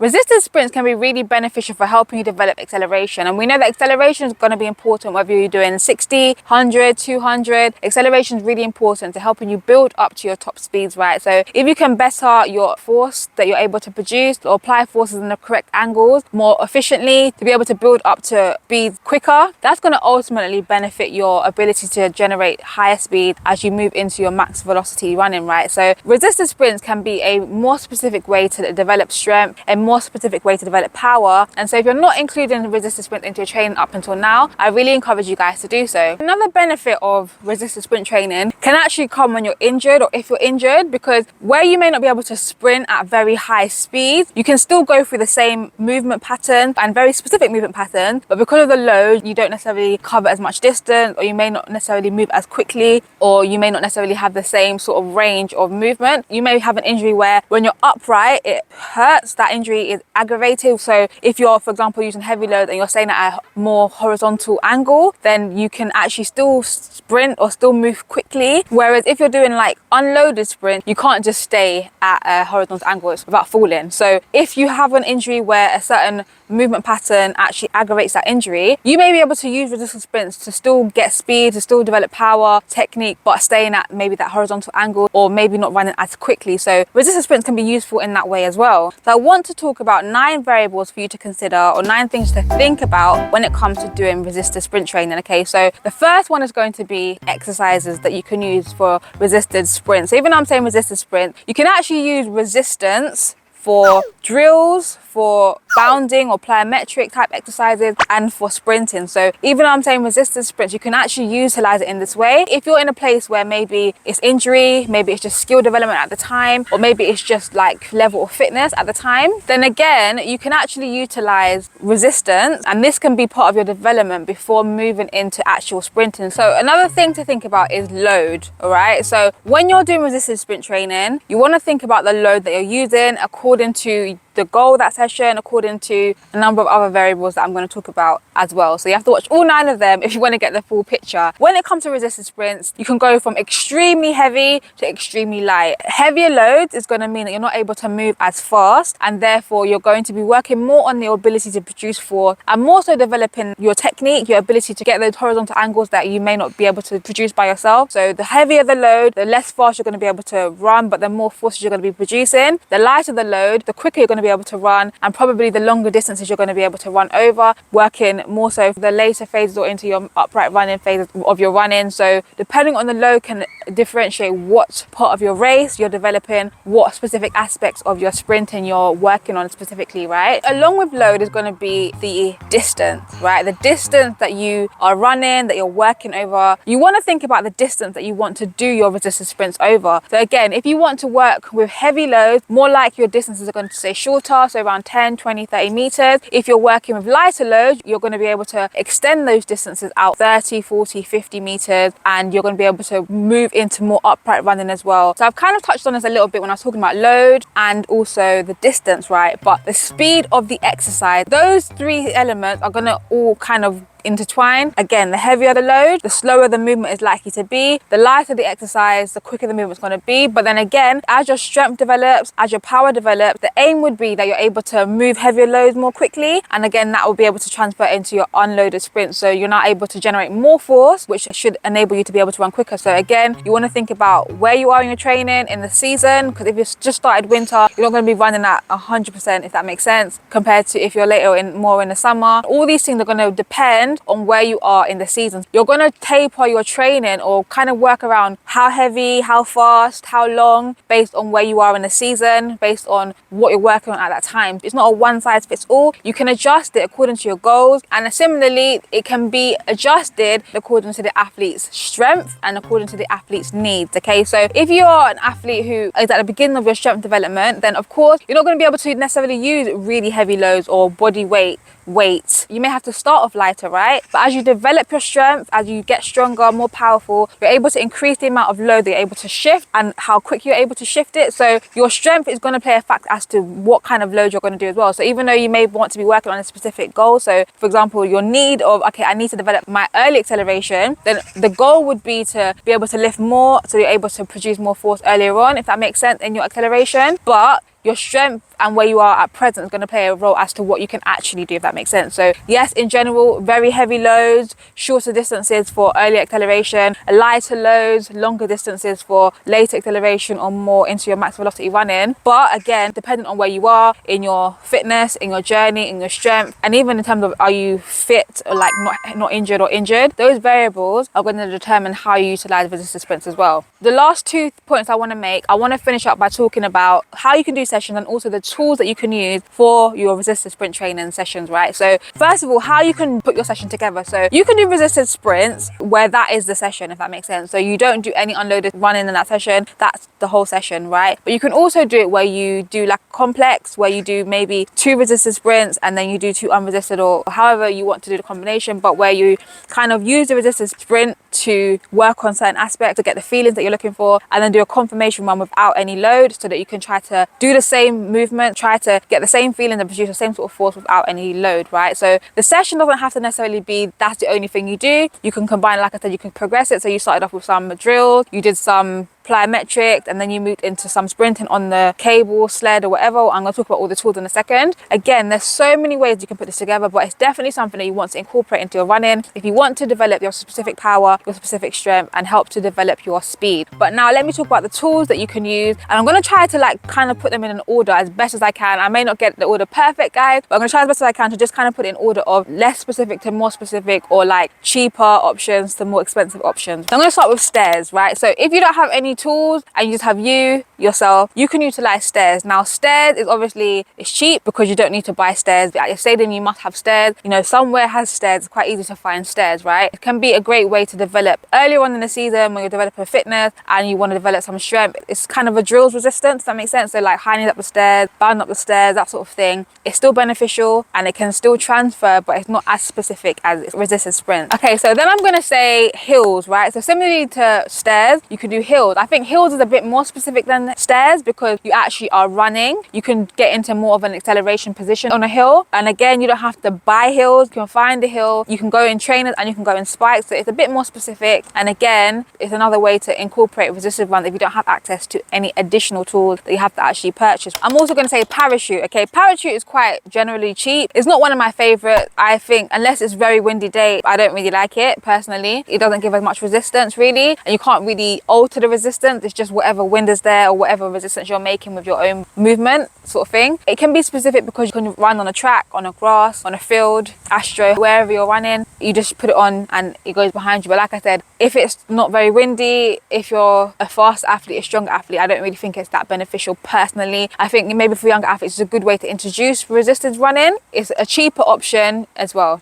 A weighted jacket. So a weighted jacket, expense wise, is kind of in the middle in terms of expense. They can vary in price. However, why a weighted jacket is good is because it's quite versatile. You can utilize it in more than one way. So you can use it even in the gym, for example. You can use it in your drill, on the stairs, on the hill, even when you're running. I think it's good investment in that way. I personally don't have one, but I've utilized it in the past. Coaches have had it. Okay, so now we're getting into a bit more of expensive ones. So a sled, right? A sled is good because you can specifically increase the weight. So if you have a lighter sled, because some sleds are very heavy, so the negative with them is that you kind of need a car or you need a storage unit to store them, because it's not really something you're going to be carrying around with you if you're an athlete who is self-coached, or you don't have a car, you're traveling by public transport, or you have a lot of stuff to carry already. They can be heavy, but you can get lighter ones as well. But the good thing about sled is that you can add weight to it and you can be specific with the weight they add in. So, you know, you can say I'm specifically adding 5, I'm specifically adding 10, 20, 30. So you can up the weight in that way, which is quite good. And also you can run with it on the track, so it's good. And to be fair, I think some people even use it on the hill if you have a lighter one, if that makes sense. So you can adjust it. You can do it for very heavy loads, you can do it for lighter loads, so that's good. One of the things I don't like about sled is the fact that when you are sprinting, it can feel like a stop-start motion. Sometimes if you're not very smooth with your movement, it can feel like stop and start, and it can kind of like almost jerk you back, which is one of the reasons why I like the X Genie, which is another tool that I'm going to talk about. So we're talking more expensive now. The good thing about the X Genie is that it's portable, so you can carry it. Like it can, if you're carrying other things, it can feel like a little bit heavy on the back if you have extra things. However, it's portable and you can get different distances for it. So I think there's 30 meters and a 60 meters. But the good thing about the X Genie is that the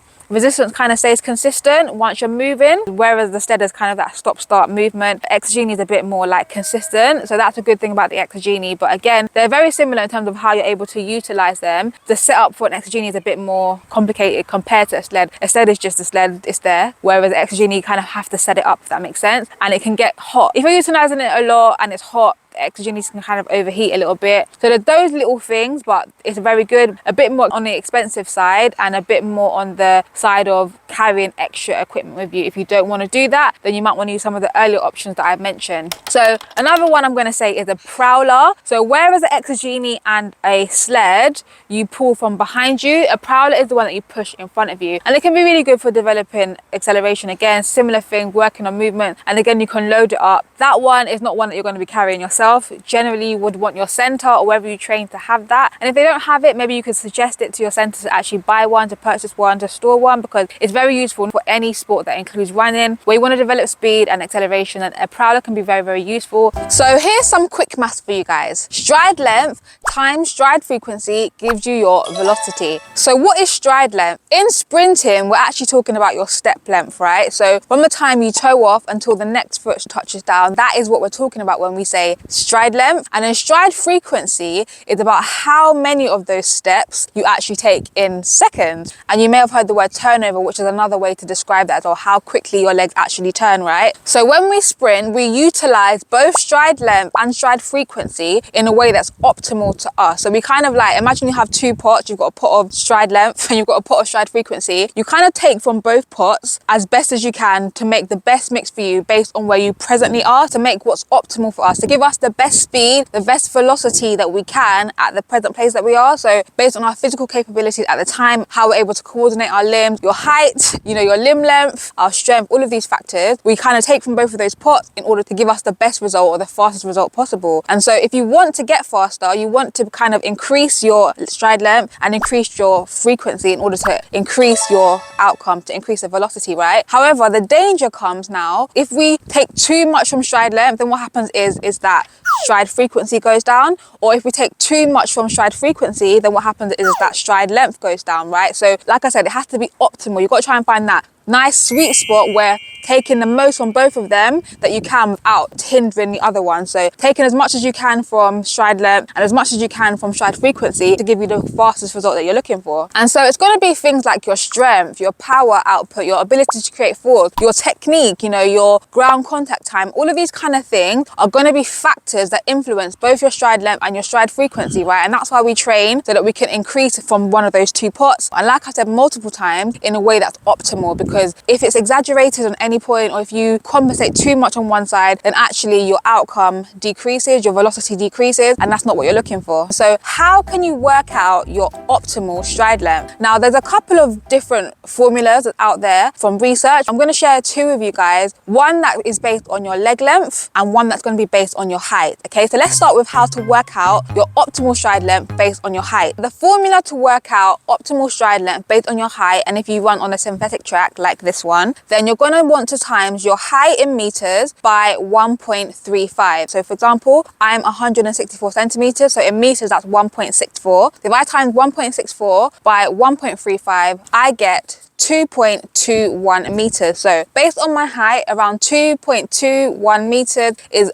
my optimal stride length based on this formula, right? So again, guys, I encourage you just to use it as a guideline, because again, even though there's formulas, it's still going to be unique to you. So you can take it as a range, take both the leg length and the height and use it as a guideline. In training, when you are doing things like your wicket runs, when you're doing your cone runs and stuff like that, you can play with it and time it and all this kind of stuff to see actually where you do find that best stride length. Are you overstriding to reach that, or are you able to maintain front side and continue to land with the foot underneath your center of mass, right? So that's one way to measure it. So 1.35 times your height in meters, that should give you a rough idea of what your optimal stride length is. Now, the other way to measure it is going to be by your leg length, and this one's going to differ based on whether you're male or female. Now, for this measurement, you're going from your greater trochanter, sorry if I said that wrong, down to the bottom of your foot. So you want to be barefooted as well, and you're going to measure that length, and based on that length, you're going to then times it by a number. So when I was researching this, I actually found a range from as little as 2.1 times leg length to up to 2.7 times leg length. Younger athletes and female athletes tended to be towards the lower end of this range, and male athletes and more elite athletes tended to be towards the upper end of this range. Now, according to Tony Wells, the range is around 2.35 to 2.5 times the leg length. Again, women find themselves at the lower end of that range and men towards the upper end of that range. And according to Outperform on YouTube, they said a study also uses the same sort of numbers of 2.35 for women and 2.43 times leg length for men to find the optimal stride length. Again, if I use myself as an example, my leg length from the bottom of my foot to my hip bone, so the greatest trochanter, was 0.85 in meters. If I times that by 2.35, I get 2 meters, right? So like I said, I can take these two numbers, the 2 meters and the 2.21 meters, and just use them as a range. So I can say my optimal stride length should be within the range of 2 meters to 2.21 meters. The tenacity is a determination to continue doing something even when difficult. So let's keep it real. Sprinting is not an easy skill to master. Athletics itself, the sport of track and field, it is not an easy sport at all. And so it's gonna take tenacity if you want to be the best sprinter that you can be. Success can look different for all of us, but for you to succeed, to achieve your personal goals, it's gonna take both mental and physical tenacity. So physically, it's gonna start with training, isn't it? Sprinting is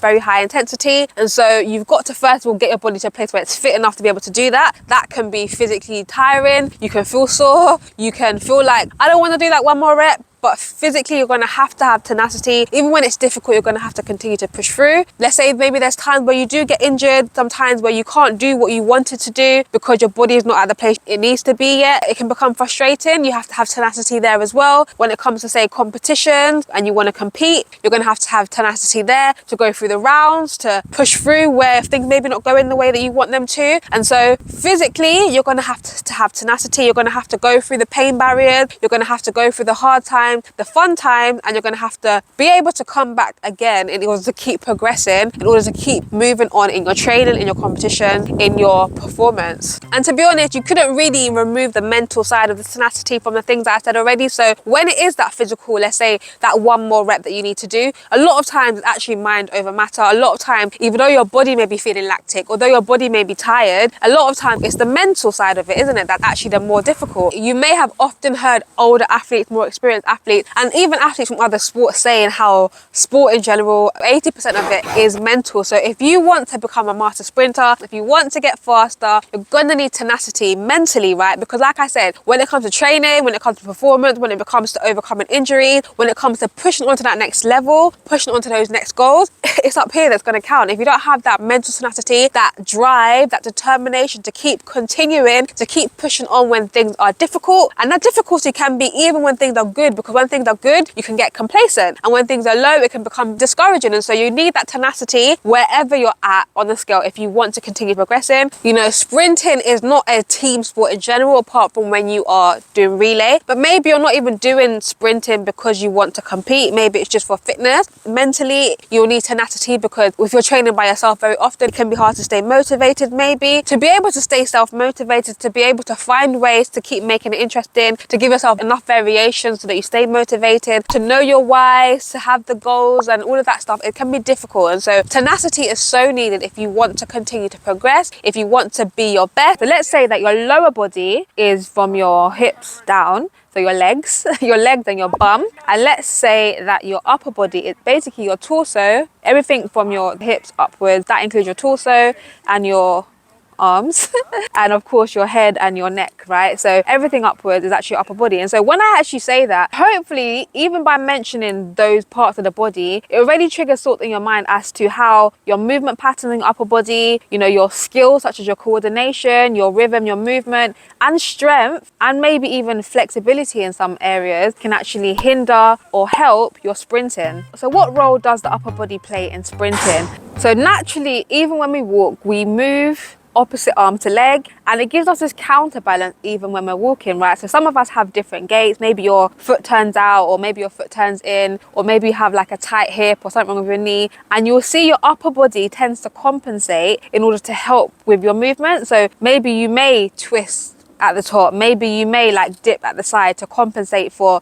something that's happening on the lower body. So now imagine when you're sprinting, where you're actually moving much faster, producing a lot more force, hitting the ground more aggressively, and there's a lot more stabilization that actually has to take place. You can already see how your upper body plays a role in this. So when we actually swing our arms, it helps to give us that forward momentum, so it helps to thrust the knee forward. So that's why when you're swinging your arms, you're thinking about driving the elbow back and the arm down. You're helping or counterbalancing both the vertical and horizontal forces that are being applied. That's why even when it comes to like athletics, you have para categories, because for example, someone who may not have both arms or any arms, they are actually at a disadvantage because of the fact that no arms is actually much harder to stabilize your body and to resist almost wanting to fall or collapse into a stride. And so that's why you do have para categories for that very purpose. So if you do have two arms, then it's at your advantage advantage to actually use them, right? And to use them properly and correctly. Our arms play a role in helping that counterbalance, to help to absorb some of the force. When our foot hits the ground, we are able to swing our arm back. It just helps with that forward momentum to maintain our form and technique to help us achieve our goal, which is to move forward as quickly as possible. What about our torso? Not just your abs. You know, we say core, our core strength is important, but you have to think of your core not just as your abs, but also your back, right? So having good ab strength, good back strength, again helps with stabilization. Every time you hit the ground on one foot, to avoid that collapse that can happen, obviously our lower body strength and how stiff we are in our lower limbs is going to be important, it's going to play a role. But you know, like I said, how our upper body can compensate or almost do funny things to help us to produce a movement that we're looking for, but it can be not as efficient. And so if you have good upper body strength, it actually helps you to maintain those nice tall postures that you want to have, especially in the upright running position. Helps you to be able to maintain those forward leans in the drive phase and the acceleration phase, right? And so you don't want to neglect your upper body. You want to make sure you have a nice strong core, because the faster you're getting, the stronger and more powerful you're getting, the more you want to be able to absorb those forces and not have loads of movement.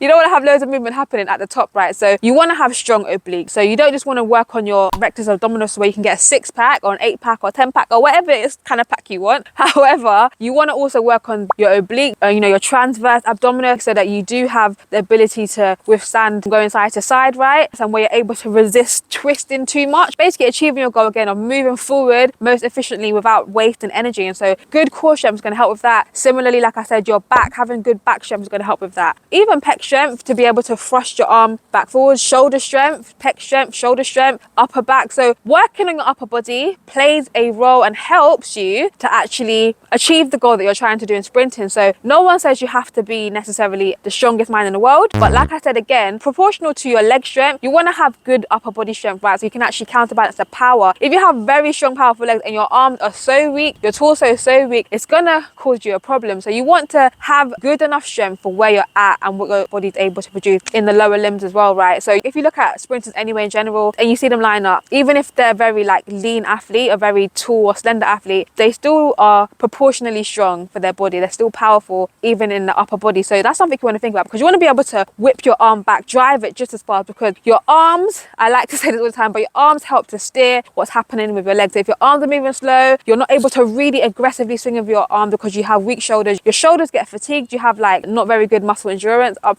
top, muscular strength, muscular endurance in your shoulders, and your shoulders get tired quickly. That can actually hinder your sprinting as opposed to help it. So building strength in these areas in upper body can actually help you. So variability is a natural part of sport. You're gonna see fluctuations in your performance and in your sprinting. So it's natural for an athlete, if you were to look at your whole season, look at your fastest time, look at your slowest time, they're not always exactly the same. There's usually a few tenths between them, maybe even a second between them, right? Depending on where you're at in your journey as a whole. Of course, we're gonna train to try to minimize those fluctuations as much as possible, to try and take control of the things that we can control as much as possible. And that's part of what makes the elite athletes, those that are the best in the world, that consistency, that ability to be consistent is part of what makes them elite in the first place, right? The ability to run fast all season round, the ability to execute consistently, to perform consistently, to have quite consistent time. Of course, we train to try and progress our performance, to try and get faster, but also we're training to be consistent, okay? Because there's going to come a point where it's not always easy to get personal best all the time, but part of progression is actually being consistent in your ability to run fast, being able to execute better, so that your timed performances are actually consistently fast as opposed to one-hit wonders. But even at the top level of the sport, you still do see those fluctuations in performance. And like I said, some of those factors that cause the fluctuation are controllable,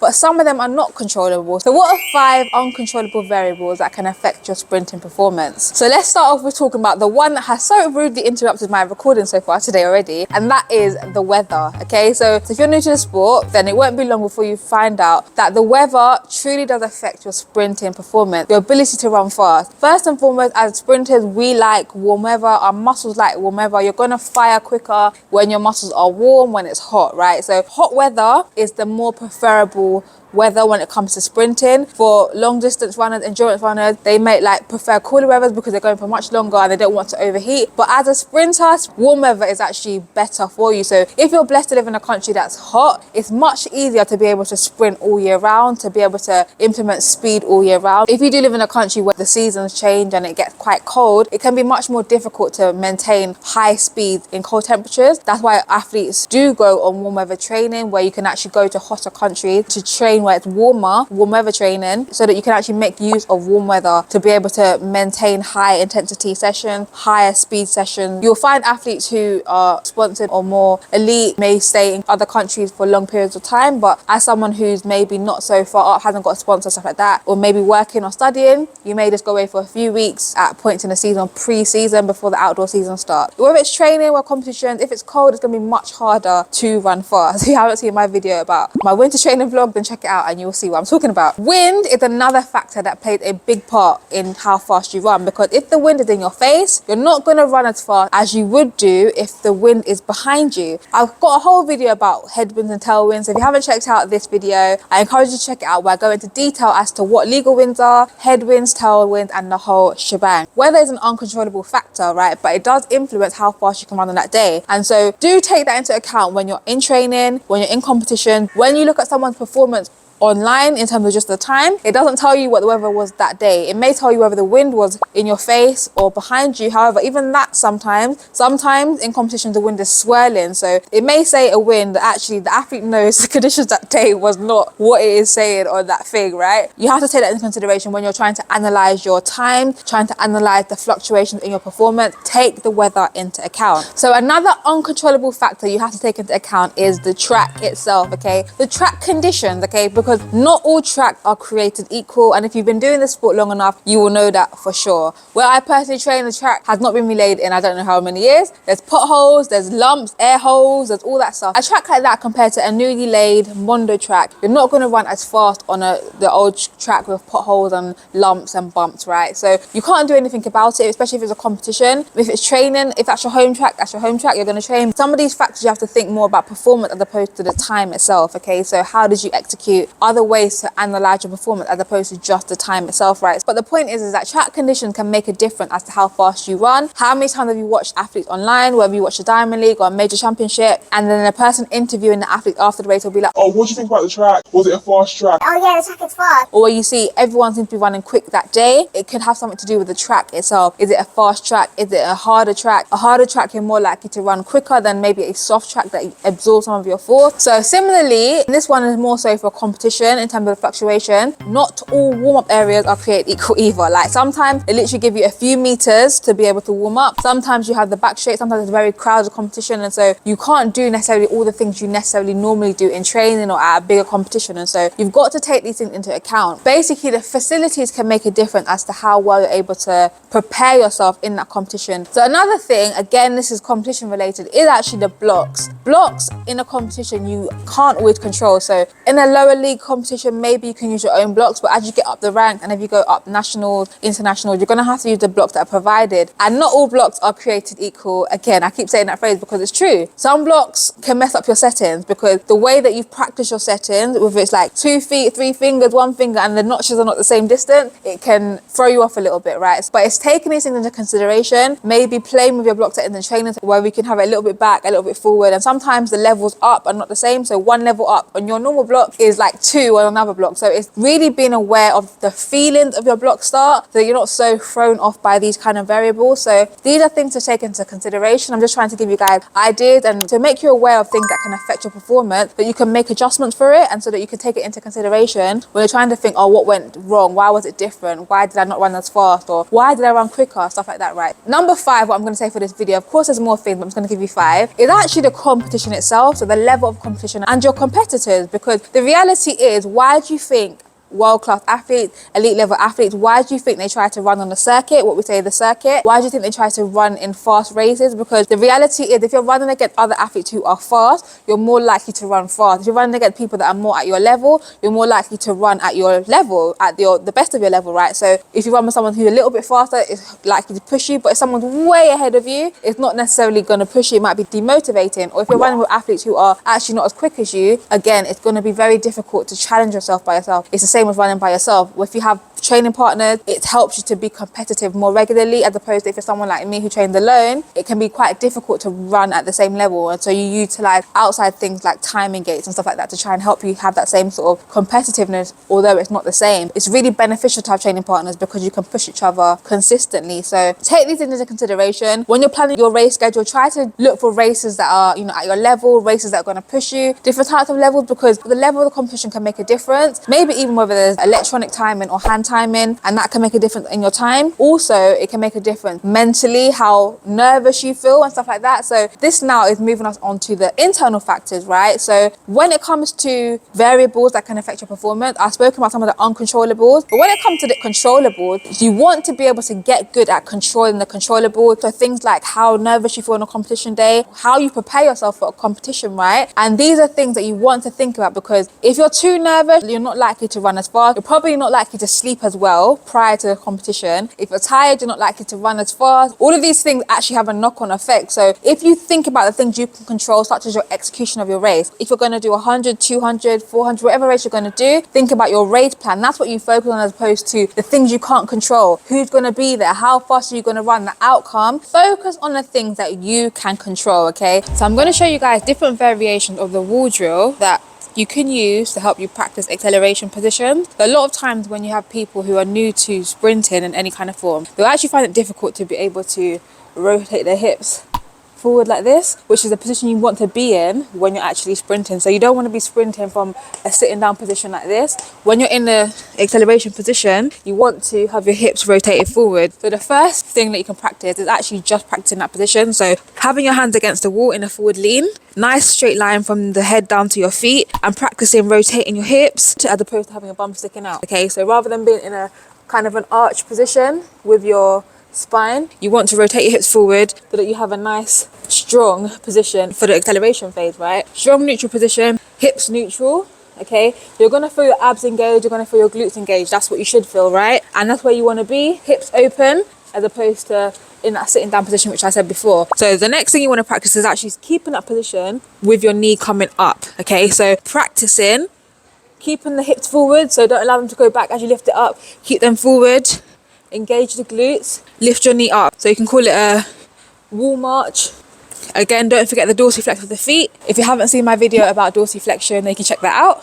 But remember to dorsiflex with the feet all the time. Thankfully, I can fit in this tiny space. It's raining today, so this is the only place I can have to record. Wow. Yeah, the rain is a lot. Sorry if you can hear that. Right, the next one we're going to go is a switch, right? So we're going again into that neutral position, and we're going to switch, switch, switch, switch, switch. So the key thing that you're focusing on when you're doing this is, number one, keeping the hips neutral. Number two, bringing the knee all the way up. So you actually use your hip flexors, dorsiflexing the feet. Basically the knee position, you should have that nice angle, and keeping the hips open, okay? So you don't want to switch, go from a open hip to where you're now sitting down. That's not what you want. You want to be able to still have that nice elongated spine, which is a strong running position again for the acceleration phase. That nice long line, open up your hip as you switch. So you want the full extension. So that's what you're really focusing on when you're doing this. So it's a good way to practice that, because like I said, a lot of people are not used to that position. So these wall drills are to help you get used to the feelings that you're looking for when you are sprinting. So neutral hips, then the walking drill, and then we've got the switching drill. Then we can go a little bit further with this and we begin to do like some combinations. So we can go for, let's try the 1, 2, 3. So you go 1, 2, 3, hold, 1, 2, 3, hold, 1, 2, 3, hold, hold. And as you do that again, you don't want to be sitting down, so you don't want to be going here. That's not what we're looking for. You got to keep the hip forward as you're doing it, okay? So essentially, you can go for any combination you want after that, right? So you might go for continuous, where you go like for 10, 5, or you get someone else. If you have a coach, the coach might go. It's kind of like reactive as well. So when they say go, that's when you go 1, 2, 3, hold. Or if they say 10, 1, 2, 3, 4, 5, 6, 7, 8, 9, 10, hold sort of thing. So you can make it reactive. You can go for combination drills, like I said. But essentially, the idea of the wall drill, I would use this to help practice acceleration positions, because a lot of people naturally run sitting down or with their back arch. They run like this naturally. That's the position that they go into. And this sprint and distance, we have to now go from an acceleration into a upright running. When it is that transition, if you're like this, it's very difficult to get into that upright position. Having your hips in a neutral position is going to be really important as you try to transition from accelerating into your upright running position. First and foremost, what is a reflex? Now, I think the most simple example to give of this is that example of when a doctor taps your knee and then your leg automatically kicks out. So you're sitting on a table, sitting on a bed, or sitting on a chair. The doctor taps your knee and your leg automatically extends. Now, this has personally never happened to me, but I'm sure you've watched it on TV, whether it's a cartoon or something. You've seen that example before, right? So this is an example of a reflex. It's something natural that occurs. It's an automatic response to a stimulus, right? So in the case of the knee tap, the doctor has used a hammer to tap the knee and the leg has extended. Or for example, you may have stepped on something before, maybe something sharp. I've definitely done that. And your automatic reaction is to put your weight onto the other leg and then pull back the leg that you actually hurt, the foot that you stepped on the nail with. You automatically pull it up and the other leg stiffens in order to take the weight of your body, in order to help bring back the other foot and to stabilize you, right? Or another example might be, let's say you're falling, someone rudely trips you up, or you trip over your laces or something like that. Your foot automatically comes through, or your arms go forward as a reflex in order to protect you, in order to stop you from hurting yourself, in order to help you as you fall, right? So these are all examples of reflexes. And the last two that I mentioned, the one with the nail and also the one where you trip, right? They're kind of protective reflexes. So they're natural reflexes that we actually have already that occur in our daily life. But actually, when it comes to sprinting, we also make use of it. But when we think about it really anyway, sprinting is not just a sport. It's not something that you just do for fitness or for a sporting activity. It's something that you would use in everyday life. Let's say in an event of running from a tiger. I mean, that might not be a situation, but you get my point. Running from something or trying to protect yourself in some way, and where you have to fight or flight, right? So when you go for a flight, when you go for a fight, you can see why those protective reflexes might come. If someone yanks your arm, you might pull that arm back and automatically push them away. That's also a reflex. Some people freeze, but in a fight position, that would be what would happen, right? So in sprinting, can you see how these two reflexes, which would be called the cross extensive reflex and also the stumble reflex or the slip reflex, some people might call it that, those two protective reflexes, can you see how they can be applied for sprinting? So first of all, let's talk about the stumble reflex, right? So the stumble reflex, the one where you're almost falling and your knee comes through or your foot comes through in order to stop you from falling. Where can you see this being applied in sprinting?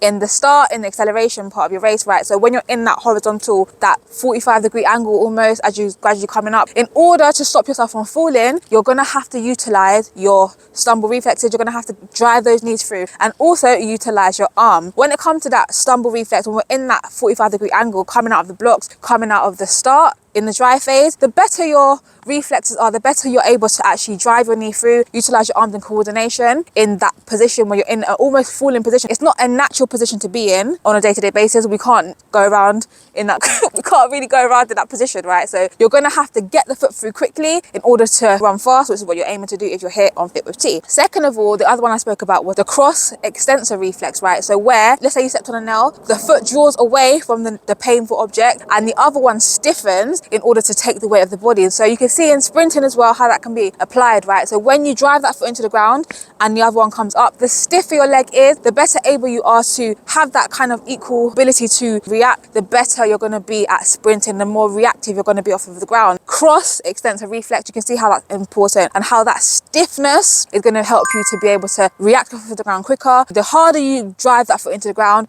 the more naturally the other foot comes through. I like to call it switching, that ability to switch, the better you get at that. So I want to end this video by giving you guys a couple of exercises that you might want to implement into your training just to help with these kind of areas, okay? The first one is to help with that stumble reflex, that ability to drive your knee through when you're in that almost falling position, right? And so what you can do is set yourself up in the gym with a box and you can choose the height that you want to go to. The idea is to practice just falling forward and driving a knee through. It's very simple, but it's just practicing it in a stationary position. I guess a precursor for going actually out of the blocks or something like that, right? But it's just another way to practice that reactivity. Again, just solidifying those neural connections in your body where your ability to drive the knee through quickly when you're in that falling position, okay? So essentially you're just falling forward and then you drive the knee through as close to the last minute as possible. The more you do it, the more, I guess, confident you'll get in actually going lower and lower. Haven't done this drill for a while personally, so I may not be going as low as I may do if I continue to do this, right? So this is one drill that you can implement. Like I said, you can do it at different heights on the box, so you can choose how high you want to do it. I don't have a name for it, but we'll call it the fall-in knee drive drill with a plier box, right? Okay, and so the second one I want to give you guys is where you're going to drive your foot down into a box. So again, you can try this with different height boxes, okay? So of course, if the box is slightly lower, it's going to be easier for you to, I guess, apply that cross extensive reflex, because when the box is a bit lower, you have a bit more time to kind of straighten, whereas when it's higher, you're going to have to really apply a lot of force in order to really get that leg stiff. You start with the knee up above the box, and then you drive your foot down into the box as hard as you can and really try to extend. The better you actually get at extending, the more you're going to be able to plyometrically spring or react off of the box. That's the idea. It's a bit plyometric. So you drive that foot down, and of course the stiffer you're able to get with it, the more force you're going to be able to apply and the higher you're going to be able to jump off of the box, right, with that single leg. So again, you can try it at different heights, a lower height and also a higher height. And the third one, which may be a little bit complex depending on how good your coordination is, right, you do a step down off the box, and with the other leg you automatically bring it up and you step onto the box, okay? So you step down on the floor and then onto the box. So the different heights, you basically have to really train your body to be able to be stiff no matter what happens. And sometimes in a race you may stumble. If you haven't seen this video where I talk about missing a step, that kind of thing that can happen sometimes, a drill like this can actually be useful for that, where your body, your reflexes are developed to a point where even if you do stumble or miss a step, you're able to recover that quickly. You know, that protective mechanism where you can still bring your foot forward, you don't fall over, you miss a step, but you're able to recover and continue sprinting. This is the kind of drill that you can add. So here's the reality, guys. If you want to get faster year after year, you're gonna have to stay injury free. Yes, staying healthy, keeping free from injuries, that is the number one thing you're going to need if you want to get faster year after year, because injuries really do hamper, they really do hinder your progression process. Where you're able to progress when you're healthy, you're able to continue to push yourself out that little bit harder in the track or in the gym, you're able to consistently get that training in, that bulk of training in. When you get injured, it really does limit you, so often it can cause you to have to restart cycles over again. So rather than building, you're kind of like having to rebuild and build, right? Whereas if you can keep taking steps forward, that's going to be much more beneficial for getting faster year after year. Injuries really can be the bane of an athlete's life. So as much as you can, you want to prioritize keeping healthy. So yes, you want to be able to sprint fast a lot, all those things that we've spoken about, even in the series here on Fit with T, in the Sprint and ABC series, I've given you guys lots of different tips. And while yes, you want to be able to do those things, you have to prioritize keeping your body healthy so that you can actually get the most out of your training and get the most out of all those tips and tricks that you're actually implementing, right? So 6 ways that you can actually help yourself stay injury free. Okay, so tip number 1 is monitor your fatigue levels, okay? So most of us are not full-time athletes in a sense that that's not your full-time job. You actually have another job that you do. Maybe you're a student as well. Maybe you're married, maybe you have kids. So you may have other responsibilities on top of training, right? And so you can be fatigued from your life in general. So keeping track of the other things that also cause you to feel tired. So you may not have the privilege of starting your day with your training. Or of course, that may be what you want to do, but you may not be in that place. So really monitoring your fatigue levels, your lifestyle outside of training. So how much you're able to sleep, how well you sleep, how well you're able to rest and recover. That's going to play a role as to how you feel when it comes to training, because the more fatigued your body is, you're actually in a position to be more prone to injury, right? So utilizing a training diary to see how you felt on different weeks in training. Maybe it's the 3rd week in a block, maybe you're starting to feel very fatigued. So keeping track of that so you can monitor when you feel tired, you know, how often you're training can affect how tired you feel, how much you're doing in a training session can affect how tired you feel. Maybe you need to reduce the volume in your session, maybe you need to do less in a session but more frequently, or maybe you need to do a little bit more but less often. Maybe you need a few more days in between sessions. Everyone's different, so you've got to really figure out for yourself what fatigue levels is too fatigued, if that makes sense, so that you can actually avoid injuries in the way that's necessary. So the second thing you're going to want, if you want to avoid injuries, if you want to stay injury free, is steady, systematic, gradual growth. Okay, so yes, progression is key, and I've got a whole video about overload and progression and how you need those if you want to progress year upon year. That's definitely something you're going to need, but you're going to not be able to progress year upon year if you are injured, right? So to avoid injury, you need to make sure that progression is steady and systematic, it's gradual in its growth, right? So steady, systematic, gradual growth, that's what you want. You don't want to go from 0 to 100. Injuries like, you know, shin splint and Achilles, a lot of times those are like overuse injuries. So a lot of times it's because we've increased the load or the volume too quickly. So you really want to think about how you're progressing your training, making sure that it's little by little, right? So next, you want to make sure that you focus on your technique before you increase speed, before you increase weights. So we're talking about both on the track and in the gym, right? Honing in on that technique before you try to increase speed, before you try to increase volume, weight. Focus on technique, because having proper technique a lot of times is going to help you minimize injuries, reduce your risk of injury. Okay, so number 4, we're talking addressing your imbalances. Okay, you need to address your imbalances, your weaknesses, if you want to avoid injuries. Okay, because a lot of time, yeah, you may be strong, but if one side is significantly stronger than the other, what happens is your body starts to compensate. So you want to think about those minor muscles, think about things like stability, things that you don't necessarily think about when it comes to big lifts. Say, trying to address those is really going to help you to address imbalances. I know for me myself, when I first came back to athletics and when I was training with Speedworks at the time, that's one of the things that we addressed, and that's really helped me to actually get stronger and actually be able to get faster from where I was when I came back to athletics after a longer break. My left side, I believe it was very weak in comparison to my right. My hamstrings were very weak in comparison to my quads as well. So things like that, addressing those have been actually one of the things that helped me to get back on track, get faster within that season. So that's where things like the gym can be very useful, you know, strength and conditioning, but also thinking about not just doing bilateral exercises, so exercises where you always use 2 sides at the same time, so 2 legs or 2 arms, but also trying to incorporate unilateral exercises so you can actually see those imbalances, which might be able to stay hidden when you do double-sided exercises. Okay, so thinking about those things and actually addressing those issues can actually help you avoid injuries and stay healthy for longer so that you can get faster year after year. Number 5, you want to improve your range of motion if you want to help yourself avoid injuries. Okay, so if you're overly stiff, or if you have again imbalances in stiffness, it can actually again cause injury. Okay, so you don't need to be a ballerina, you don't need to be a gymnast in terms of your flexibility, right? But for example, let's say you want to increase your stride length. If you don't have good range of motion in your hips, your hamstrings, in your lower back, if you're very tight, you can actually cause yourself injury. If you have very tight calves, for example, again, a risk of injury. So tight muscles are inactive muscles. Tight muscles are just only going to get more tense, and you're going to be asking for injury. You're not going to be able to actually get the full benefit of power out of them that you want to. So keeping your muscles loose, keeping your hips and your joints loose enough for what you need to do. Like I said, you don't need to be a contortionist, right? You don't have to be so flexible. However, increasing your range of motion is going to be beneficial. Even when you're doing exercises like in the gym, for example, it depends on where you are in a season, right? But the more range of motion you're able to accomplish in a movement, a lot more times you're able to recruit more muscle fibers, more muscle groups, and so you might be able to get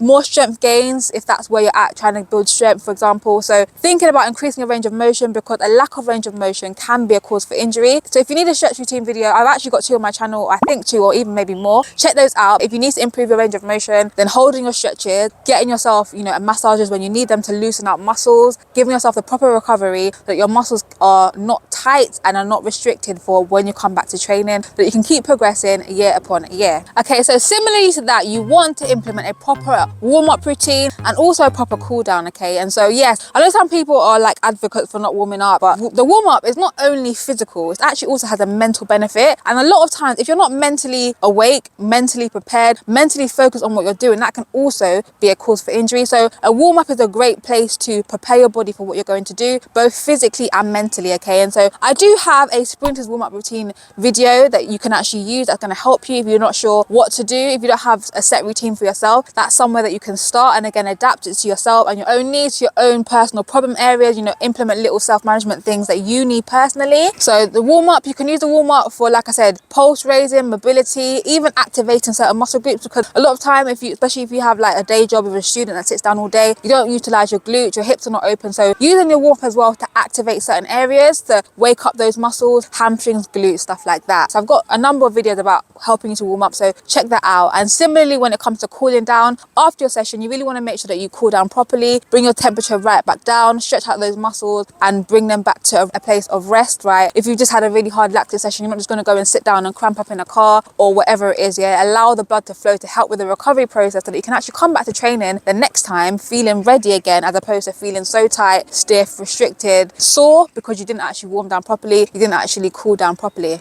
Okay, so let's do a little pop quiz. 3 questions, 3 answers. Let's see how many you can get right. Question number 1, how many full start are sprinters allowed in a race? I'll give you a chance to answer in the comment section below, and I'm going to give you all 3 answers at the end of the 3 questions. Question number 2, fill in the blank. If a sprinter reacts quicker than what time, they will be disqualified from the race. And question number 3, which Olympic champion was disqualified from the World Championship 100-meter final in 2011 due to this false start rule? So how many did you get right? Question number 1, the answer is 0. Okay, so as soon as you full start, you are disqualified. Second question, the answer is 0.1 seconds. And question number 3, the answer is Usain Bolt. So now that you've answered those 3 questions, you should actually understand the full start rule, okay? Essentially, 1 full start and you're out. There's no warning, there's no second chance anymore. The rule is, as soon as you full start, you are out. And if you move quicker than 0.1 second, if you react to that gun and your hands or your feet move out of the blocks position off the ground,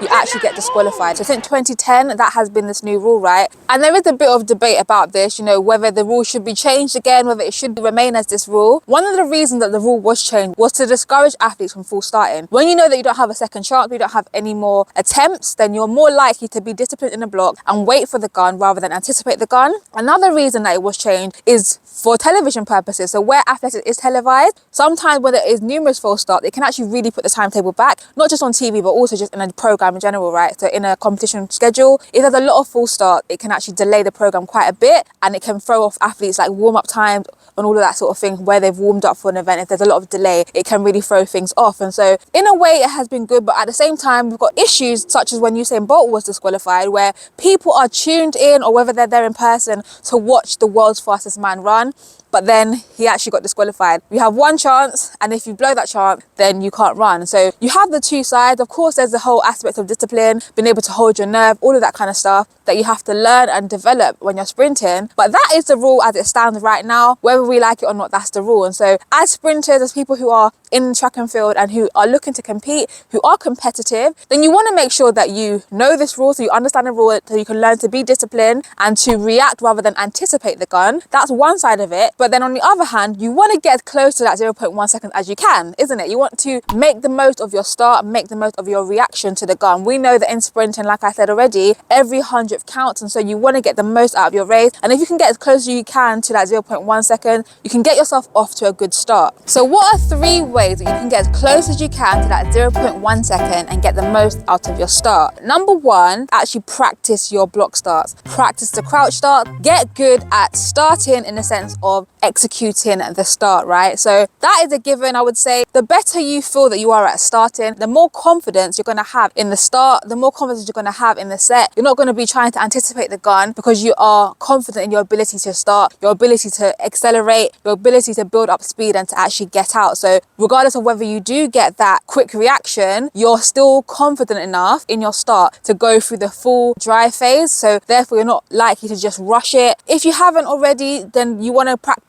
your start as much as you can so that you can feel more confident in the set position. And even practicing that set position, the more you do it, the stronger your hands are going to get. As you get better at that, then you're more likely to be able to wait for the gun. A lot of times when you don't think you're a good starter, it can make you more anxious to get going, to be more jittery, because you're like, I don't really have belief in my start, so I'm going to try to anticipate the gun to get a good start. Whereas when you know you have a good start, you've practiced it a lot, you're quite confident in how you actually execute the start, there's one less thing to worry about, one less thing to have playing on your mind, and so you're more likely to be disciplined in that set position and wait for the gun, actually just be listening for that gun and the gun only, as opposed to thinking about the fact that somebody else in the race is faster than you or going to get out quicker than you and all these things. So build confidence in yourself and your own skill of starting, so that you actually have more confidence when it comes to the start and are able to just react, think about the gun, like I said, and the gun only. So second of all, I would say try to do competitive block start as much as you can, okay? So if you train by yourself, that might mean joining another group sometimes, or joining another athlete who also trains alone, and then having a coach who's able to say to you, on your mark, set, go, and you're able to react off of sound. Or maybe utilize apps such as the photo finish app, where you're able to set a timer where the app can say on your mark, set, go, or 3, 2, 1 countdown, and you're able to react off of sound. The more you do that, the better you're actually going to get at that, right? And if all else fails, I would just say compete as often as you can, because I like to say that sprinting is a skill, but also competing is also a skill, right? So you want to practice being competitive as much as possible, getting used to how different starters might say set and go. They're not going to hold you exactly the same time. Some hold you longer than others. And so the more you compete, the more confident you're going to get at starting, the better you're going to get at actually reacting to the gun, right? So you want to try to do competitive starts as much as possible, where you replicate the sort of reaction that you want to have. We're able to react and actually drive the elbow back, knee forward, all of that stuff, because there's reactions such as dropping the ball and catching it, but then there's a reaction that's specific to sprinting, which is going to be sprinting and actually starting as you would in a sprinting race, right? Number 3, I would say to you, you can do reaction drills that are more specific to sprinting. There's lots of ways that you can do this. So one of those is that you can actually have your hands out ahead of you, and then